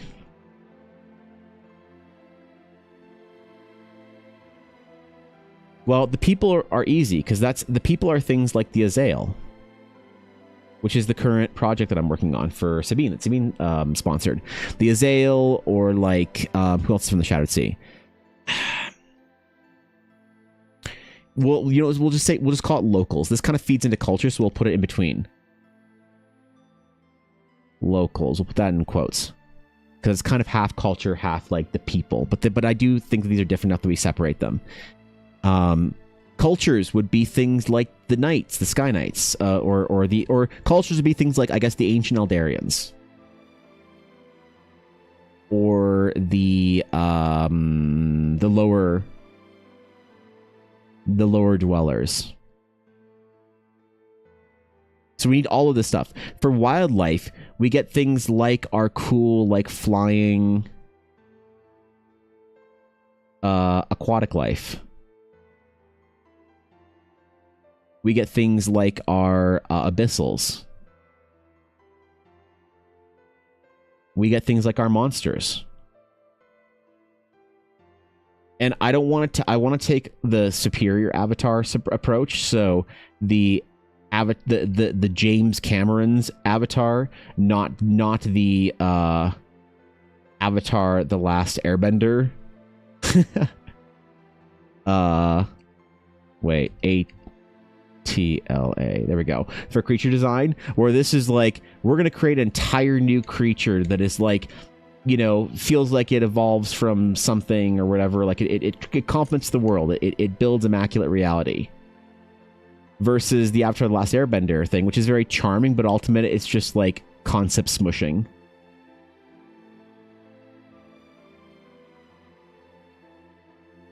And it's very good and very charming to do that, but it doesn't fit into the kind of project that I'm doing, right? So for monsters, we need to create new things, like with the monsters in the way that only sci-fi seems to give people permission to do, because fantasy seems to be very self-referential, and this is one of the big issues. Places where it is too referential, in my opinion, is in monsters. And the natural world, these are things like, you know, the plants and trees, right? What do those look like? Or the landscape. And if you want to see good examples of this, you can always look at World of Warcraft art books. They do really good jobs with this. Cultures are things like, also, if you're thinking about World of Warcraft, things like Suramar. Suramar versus the Horde. So you're painting a picture of a different place that you're taking your players to ultimately. And so all of this I'm thinking about from a D&D, from a video game design perspective, but I'm implementing it into D&D. So the problem is people aren't used to like people developing homebrew stuff for D&D with this much of a comprehensive change to things, because the problem is that with D&D is divided, I think, into the rules of D&D. It's also the content. It's the lore, which is just separate from content, separate enough from content that I'm gonna keep those separate. But they're very similar, kind of like how culture and people are, and then also the culture of D&D. But this is the fan call, so we'll call it the player culture. There we go.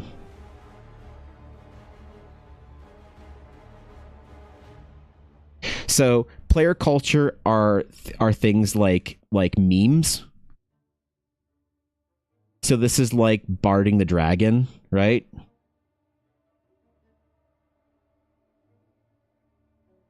This is things like the TPK, the I don't care how big the room is, I said I cast fireball, and everybody laughs because I said the thing you saw on TikTok. Keck, put it on a t-shirt.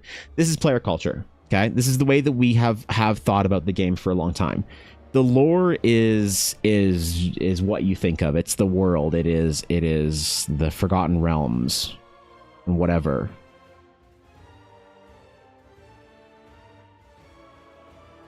The content is things that persist beyond one area. So things like mimics, beholders, classes, right? Races. The rules are the mechanics. And so when you say I'm a D&D player, the common like binder between people is that usually you have a understanding of this thing in totality close enough. Hey, Selesian, we're working on Reinhold today, by the way. You have a common unifying factor with the D&D players because you've both been to the Kobold Mine. So your player culture, you've both read the meme, I don't care how big the room is, I said I cast fireball. You both have memed on the dragons and shit. So the player culture is very much the same between two people that play D&D. The lore, you might both play in Forgotten Realms, so it's like, oh, you're a paladin of Pelor, I'm a paladin of Bahamut. Oh, cool. And you kind of know it. It's kind of like the value of playing D&D in an established world is that there's a common idea there. So Star Wars D&D is great for that. You know, when you say you're on Coruscant in front of the Jedi Temple, locked in, everybody knows what you're talking about. You are on Tatooine in a small Tuscan village. Everyone knows what you're talking about, right? And you don't need to introduce and explain what a Tuscan Raider is. You don't need to explain what a Nemodian is. You don't need to explain any of that shit. You say you're on Cato Nemodia, and you're like, cool. It's really high up here, isn't it? And you're like, yeah. The content, though, is the thing that I think people have one of them. This is what people like to add to, but they don't like to subtract to. So you're allowed to add, but adding is greater than or equal to subtracting. Because the thing is, if you think of D&D, you're like, well, in D&D, I can play a Dragonborn. And so if this world that you're building, Evan, is called D&D and you're a D&D game player and using D&D, that means ergo, therefore, I should be able to play a Dragonborn. And when I say, oh, there's actually also dragon folk in my world, do you want to be a dragon folk instead? They're like, oh, cool. But if you say, no, Dragonborn don't really fit in my world, so the Dragonborn aren't a thing, that's when people sort of get a little bit, but that's not D&D then. The thing that's confusing for the Realms of Eldara is this is the only thing I care about.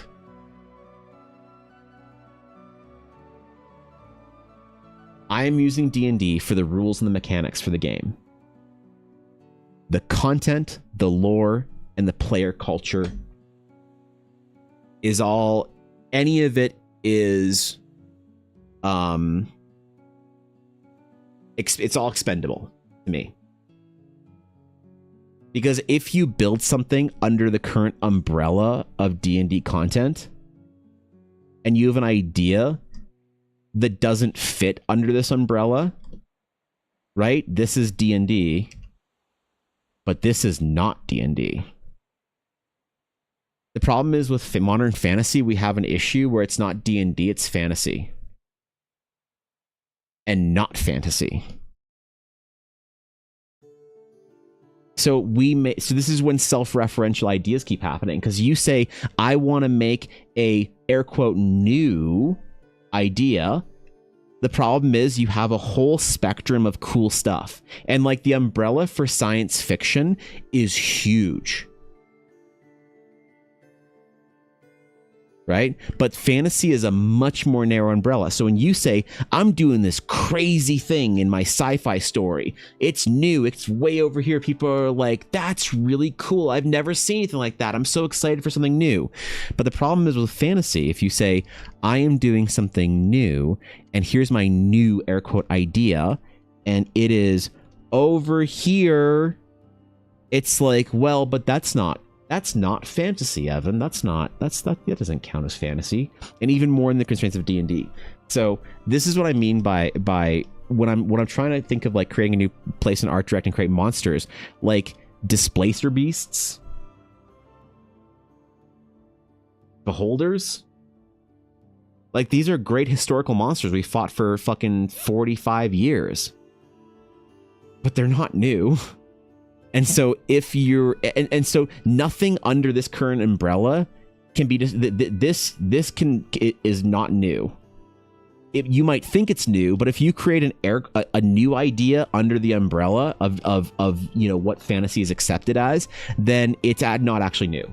If you want it to be actually not air quotes new, just a straight up new idea, you kind of in some ways have to discard that sacred umbrella, as it were, which is very strange and very, very off-putting for some people that are so in love with, and just like me, in love with this umbrella, that the idea of deviating is confusing, if not directly unsettling.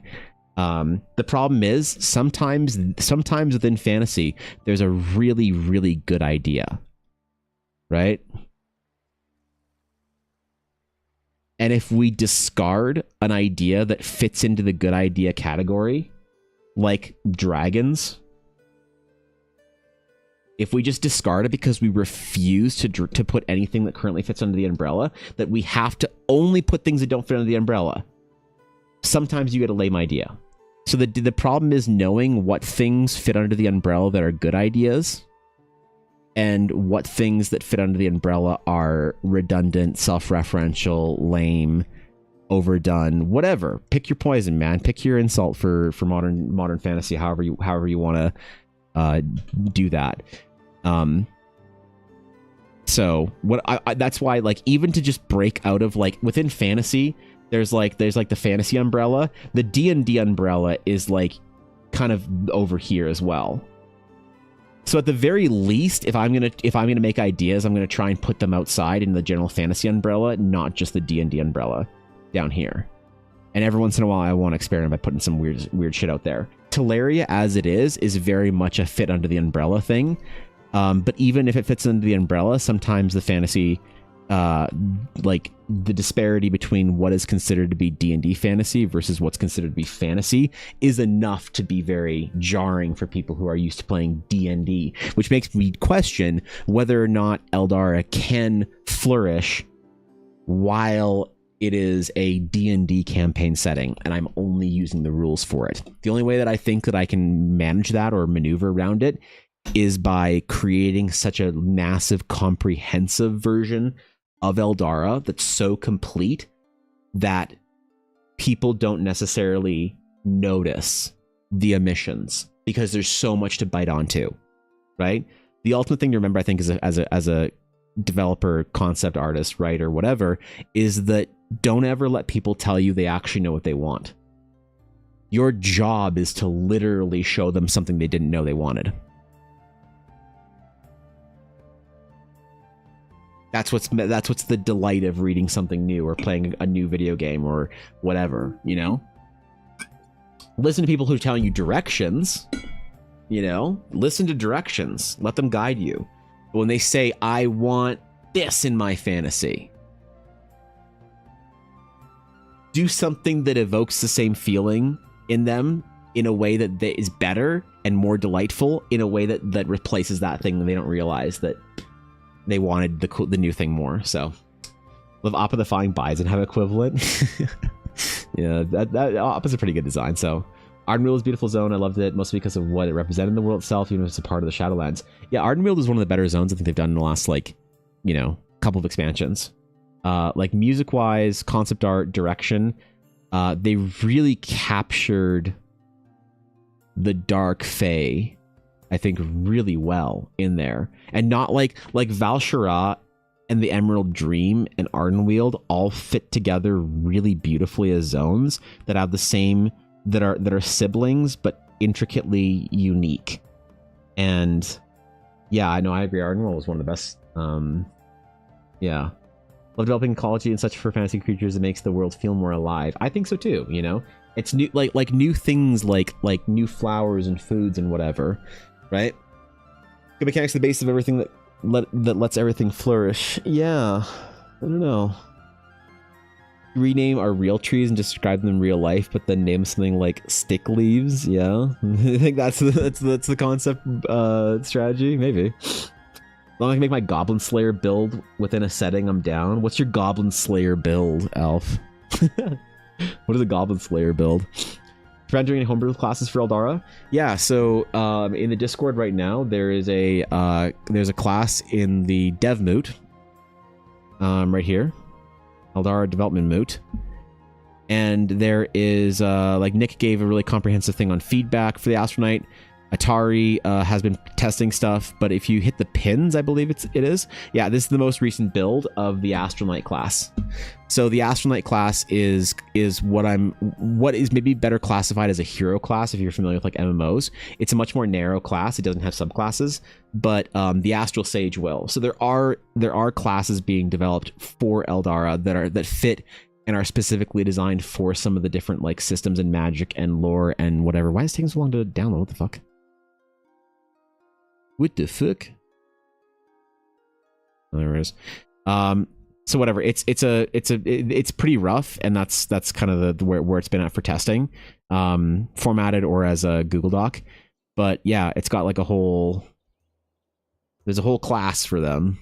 And then I do want to make an Eldara themed subclass to try and retheme most of the D&D classes to fit with some tradition within Eldara.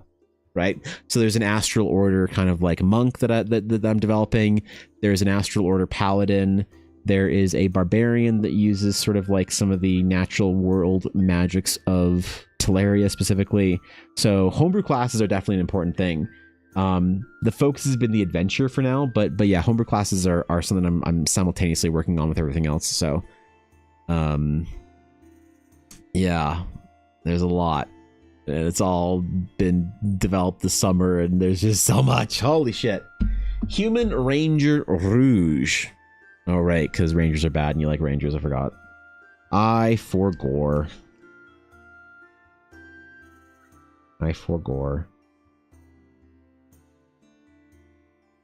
Yeah, I mean, I think one of the big problems with building D&D and Eldara together, or Eldara with D&D, is I think one of the biggest, like if we think about the friction points, one of the main friction points is that D&D mechanically,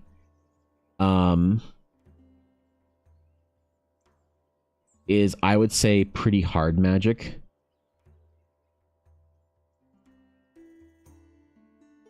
And Eldara is slightly slightly softer,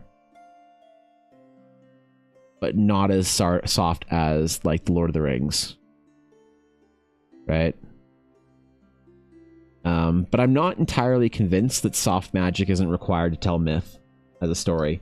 I have this intuition, and I'm not sure. It's not intuition enough where I would fucking make a definitive statement on it. But my intuition, my idea that I'm exploring right now and thinking about quite a lot is, can a hard magic system ever make for a good myth? And I keep leaning towards the answer of no. But it's not a definitive answer. And the problem is when you pose a question like that, a lot of people have like an immediate gut reaction of like, oh, of course not, because here's this example or that anecdote or this or whatever. And it's like, yeah, there's something deeper in there. I'm not so quick to say that like the hard magic of systems that we like, the Sanderson style magic, the D&D style magic, whatever. I'm not so quick to just sign it up for like, yep, you can have something that has the same kind of weight as Lord of the Rings or Star Wars with a hard magic system. In some ways, it loses the narrative function of magic and myth when it becomes too hard as a magic system, air quotes. And if people who are not familiar, the idea between a hard magic and a soft magic system is how much is explained. So like if there's spells and rules and lots of like components and things, and like, oh, anyone can cast a spell if they have Eye of Newt and like, you know, Hair of Horse, then they can cast, if they like draw this ring and they cast a flame spell or whatever, that whole type of thing of it being like very measured and whatnot, that's a hard magic system. The Lord of the Rings of like, is like Gandalf kind of just like waves his hand and then the light from his staff scares away the Nazgul. Right? Hard magic would be like, oh, he casts a light spell by channeling the incantation, whatever, and it does 3d6 holy damage to fell or to fiendish creatures. The Nazgul are considered fiends, and it's more just like kind of like mystical shit, you know. The same thing, kind of like with the Force in Star Wars. It's at when it's at its best, it's a very soft magic system.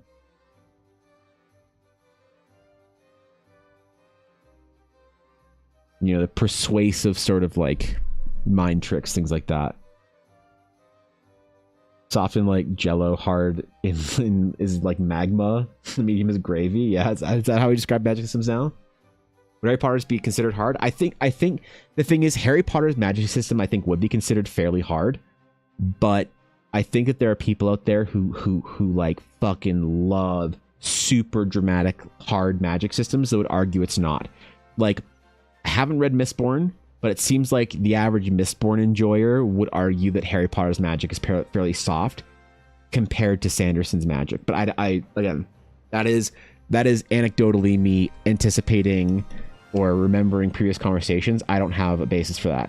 But yeah, I would say Harry Potter's magic system is fairly hard. And you know, you can have like a great story within there, but Harry Potter would be like maybe one of the examples of a harder magic system that sort of can transcend closer towards archetypical storytelling. Maybe not quite myth, but definitely archetypical storytelling.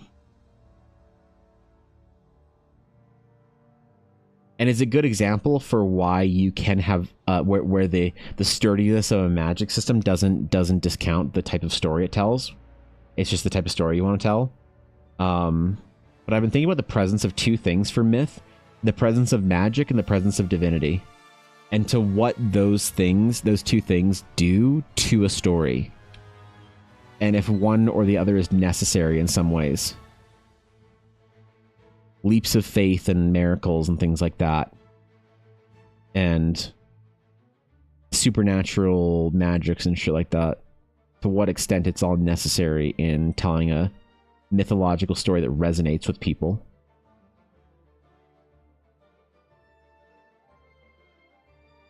But I'm exiting my depth rapidly on this, so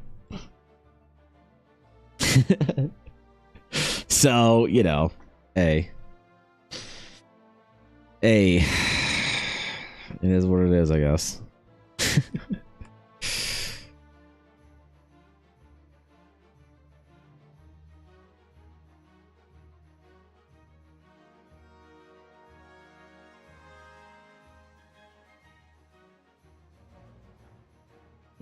gonna do it for this collar. Simple linen shirt, I think was. I like that description. A woven shirt of some variety. Yeah, whatever.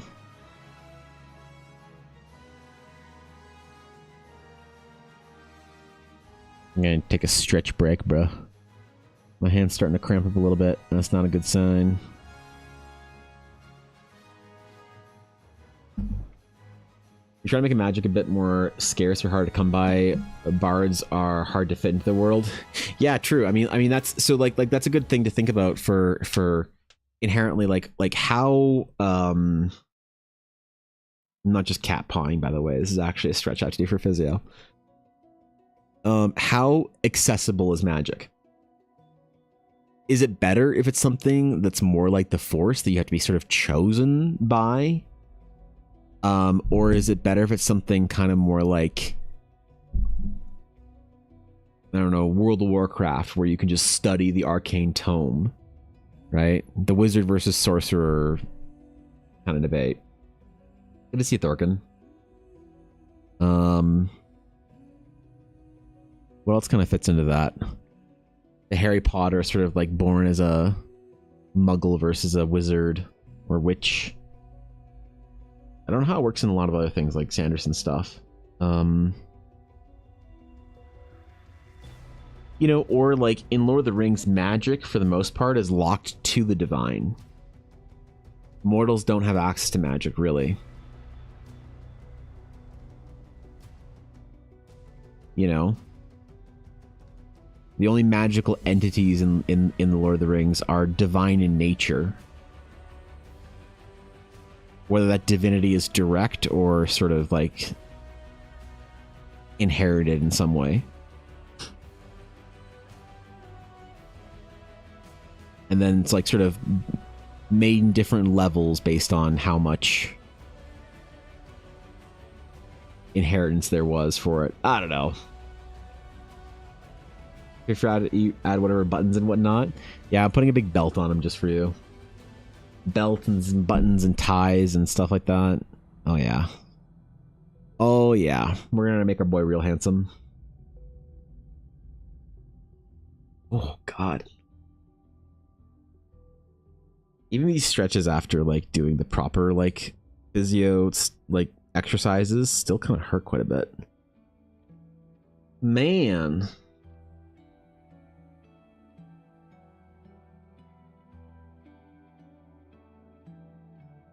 I don't really do the nerve stretches because they kind of like, I feel like they'll aggravate things, but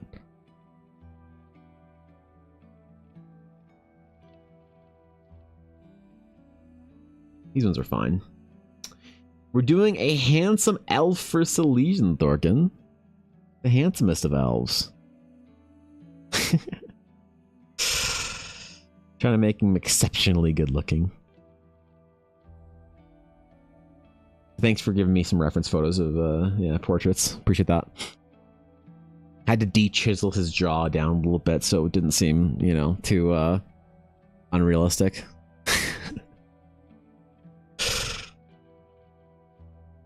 Ah, man. Okay, I think we're good. I had physio yesterday, so I think that's maybe why it's a little sore to do the stretches and stuff like that. Apparently he said I was bendy. Apparently wrists aren't supposed to do like 90-degree that easily. Or whatever.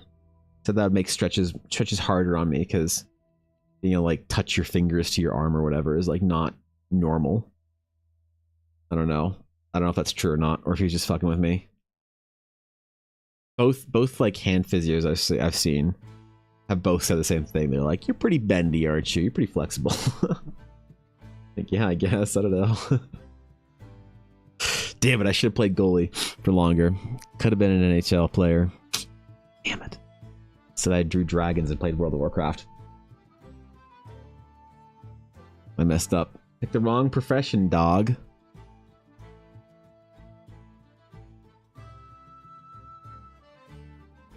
Okay. All good. Where are we?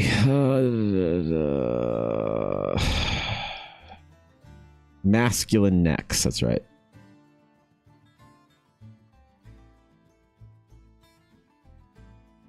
I'm really happy to be spending more time on these portraits, though. It's been more fulfilling to to book an extra like hour or two of time for them instead of just trying to like fit them into half the stream. I learned that on the Critical Role stuff, and so I need to build a body of work that's a little bit more like in depth. So sparing no expensive time on your characters, Legion. Takes as long as it'll take. Start another world again? Wait, what? Why? For another game? Tell me about it. Pitch it to me. Tell me of it. The dance teacher used to call me Gumby. Yeah. When I was really young and I would do and I would do like karate and stuff like that. Like we'd do our stretches and I'd like be able to like put my legs behind my head or like flip my arms back or whatever, and they're like, Jesus, you should do gymnastics. Can't teach an NHL player? No? Yeah. Yeah, I'm not quite tall enough.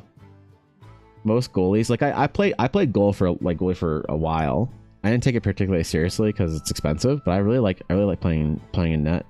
And I think I'm too short for it. Most goalies now are like 6'2" on average, the shortest, right? Like a lot of the best goalies in the league are like 6'4", 5'6". Just being bigger helps.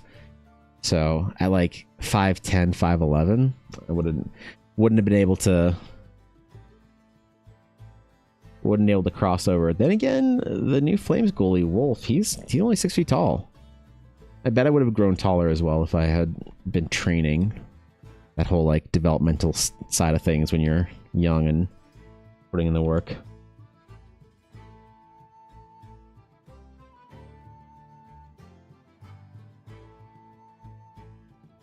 Yeah.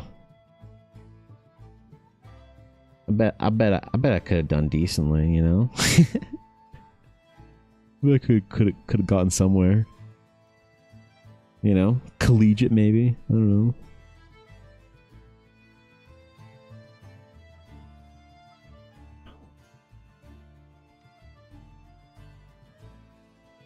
Gotta be tall to be a hockey player, though.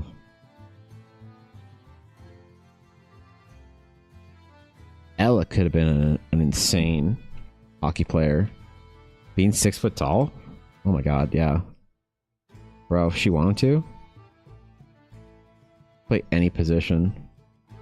She fucking loves hockey, but obviously it's a bit too late to start playing competitively, but she would have crushed it. Find her a woman's league to go smash boards and stuff. Tialma was fine, but I never remember how to pronounce it. I missed a hook. It was just generic fantasy at the end of the day. Sure, there was a few unique pieces which I'm going to keep in the new one, but overall just blend with everything other fantasy out there. Interesting. It's the new one is Mech versus Dragon. Really? Okay. Interesting, Thorkin. Interesting. Mechs and dragons. Wait, that's kind of sick, actually. You know? It's kind of legit. I don't mind that.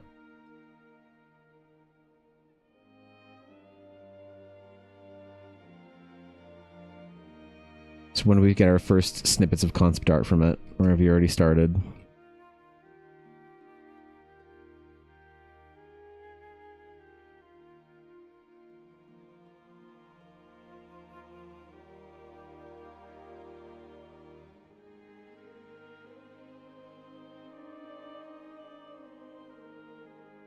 Okay. We take our time, alright?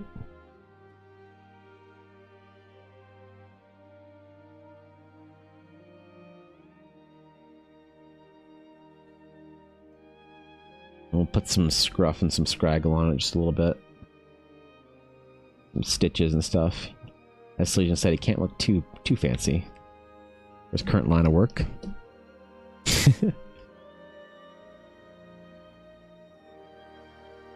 you know, noble robbing and all the sort. Got a short story done though. Published on World Down Wilson Play. Oh, cool, man. Let's go, dude. Good job. It's a lot to start with. Right the fuck on.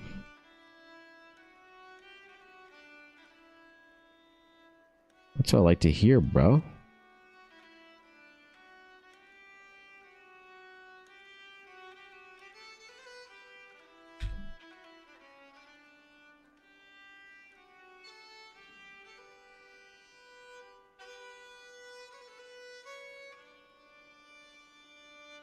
Give him his smug little smirk here.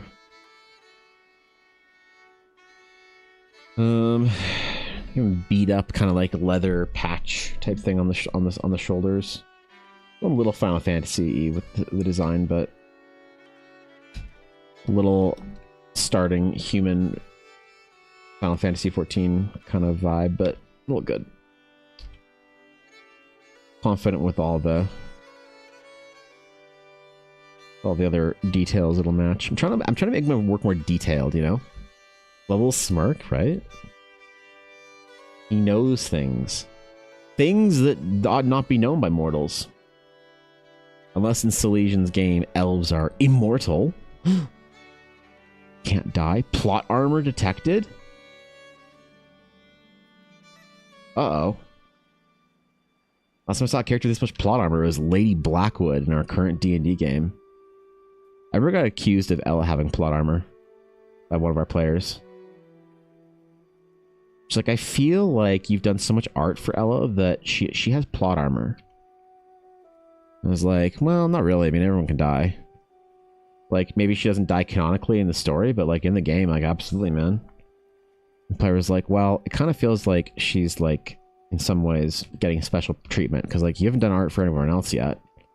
Like, you know I'm married to this player, right?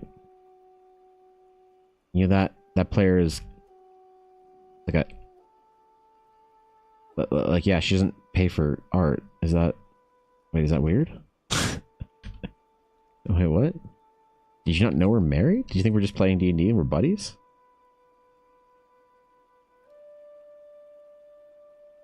She didn't stay in the game very long.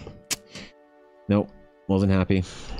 Didn't like preferential treatment in that not all the players got art at the same time. Because you do their art for it, right? That's expected, you know? Like he's still alive as the flex? Well, I mean, he's kind of aloof about that, isn't he? Dare prioritize your wife over really people SMH? Hey man, Ella gets to just ask me for art of characters and it just happens. Just poof. Poof. I do like the idea of being able to do like art for all the characters that I, you know, have in a game or whatever. I like that. It's fun. But if I'm in a game and I'm playing with a bunch of people and there's like a bunch of... Like I got, for our current game that I was playing with Ashley and Olner this summer, I managed to do a couple characters for it, but I never did Olner's character for her because... well, because Olner's character died and then I got busy.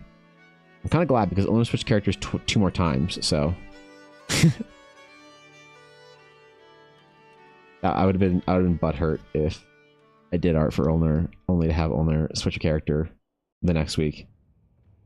But I still owe her some art then. I owe her some art, dude.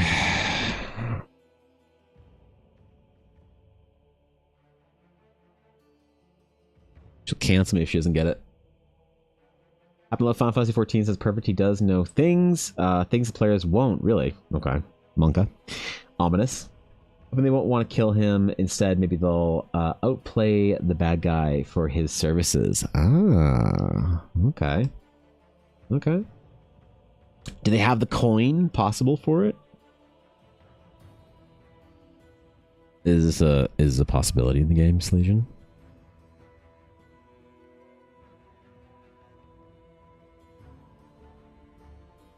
You cannot afford Reinhold. Only I command enough coin to satisfy his thirst for gold.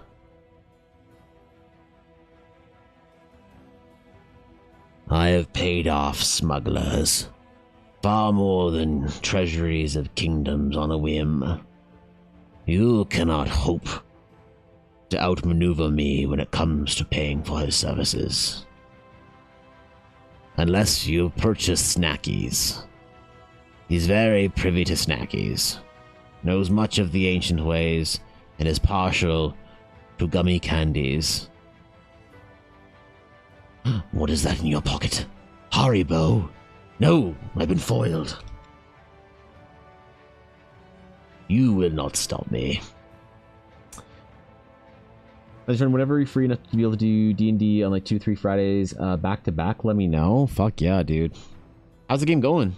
Because you're playing with what, Sean and who else?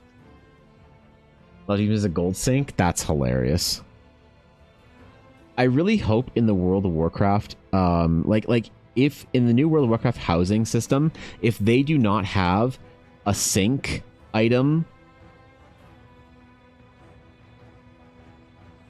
right? Like a wash basin that's made of gold,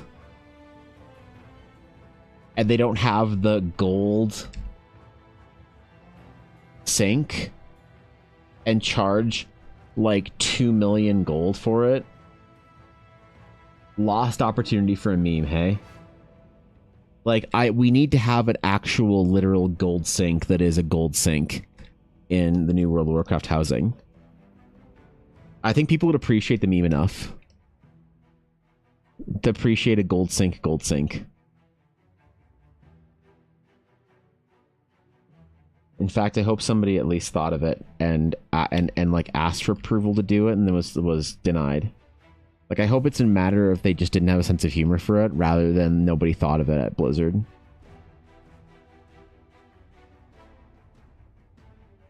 Maybe I do design for that. I'll paint the gold sink, and I'll put it on Twitter.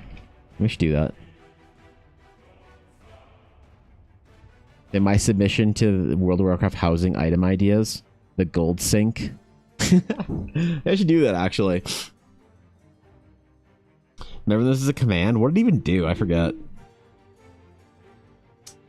Chubs, Kit, and Glitch. It's been amazing. That's rad, dude.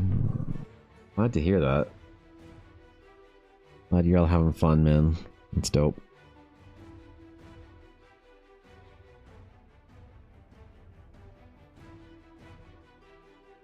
I really want to be able to play D&D again. I'm like weekly. I feel like not playing D&D weekly has been like really not good for me for as long as I have. You know? I need to like get back to it as a semi-regular habit. Ugh.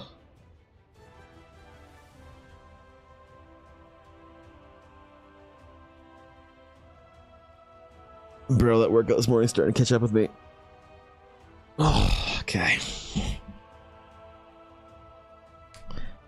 Okay. Okay.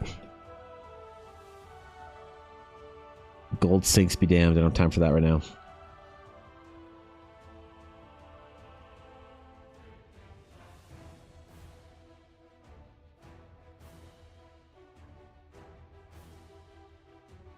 Bro, I gotta figure out how to put Photoshop macros on my Stream Deck. I can have an expand selection macro queued up. Oh man.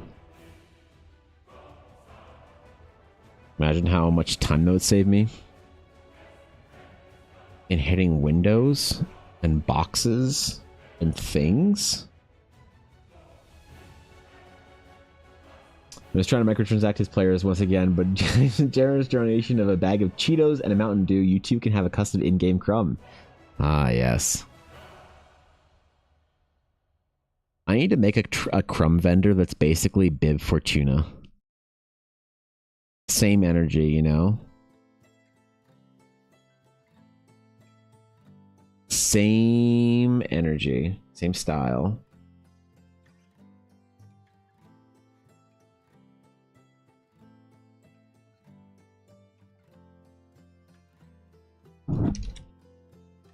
Okay. Give the wrist a break. Oh, man. The Mountain Dew. Yeah, I didn't have a Mountain Dew in a while. Oh, no, it's not true. I had Baja Blast. I forgot that's Mountain Dew. Yeah.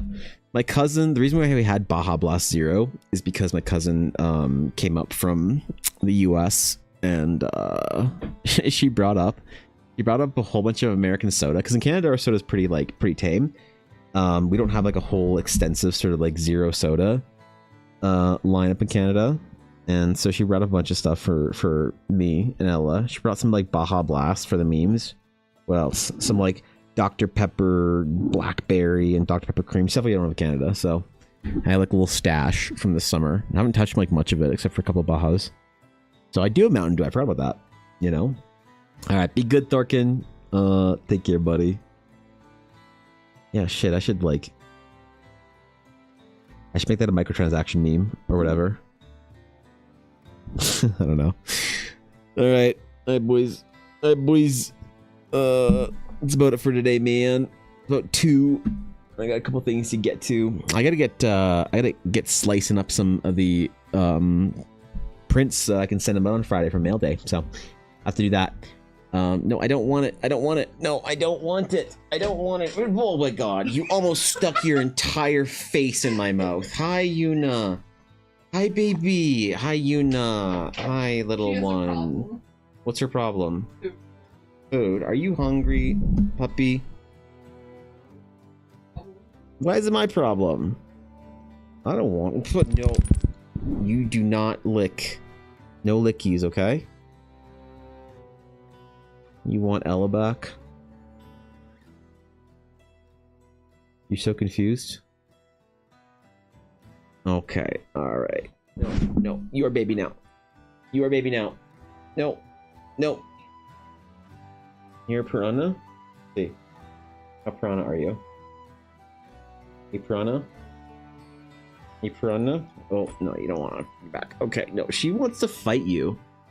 She wants off so bad. Hey, go puppy. Go! Never mind, she's itchy. Alright, so, reminder, I will not be live tomorrow. I got an appointment to get to. And then Friday, we'll do a big, nice, juicy, long stream. Maybe we'll even do the first Eldara item request for the armory on Friday. You know, some of y'all has been missing them Friday item sketches. Maybe we could do some of that on Friday. Maybe do it like the end of stream, like for the last like hour or 2 or something like that, and I can finish it like painted off stream.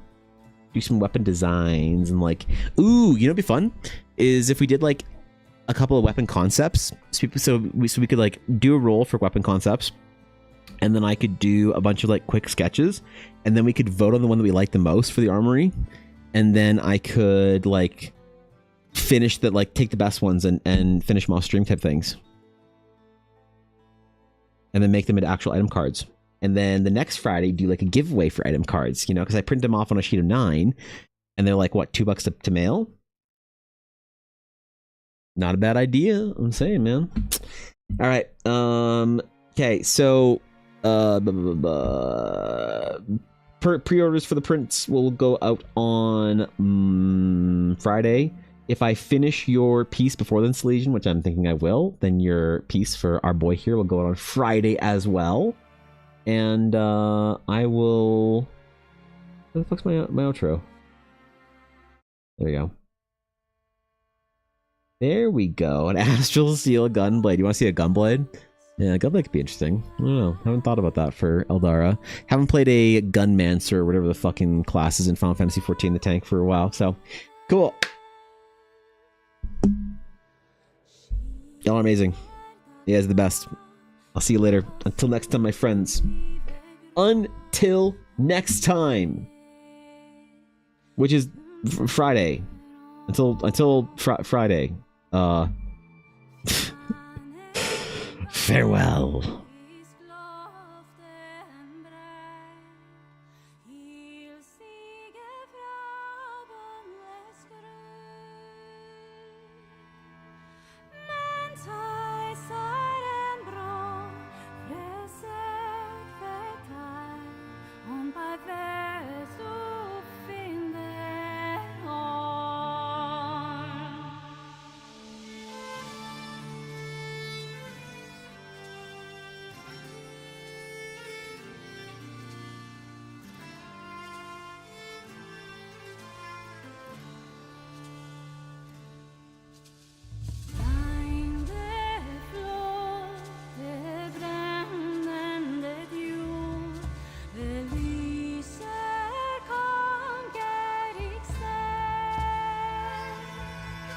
Vår soul sings in tones on those that align, forming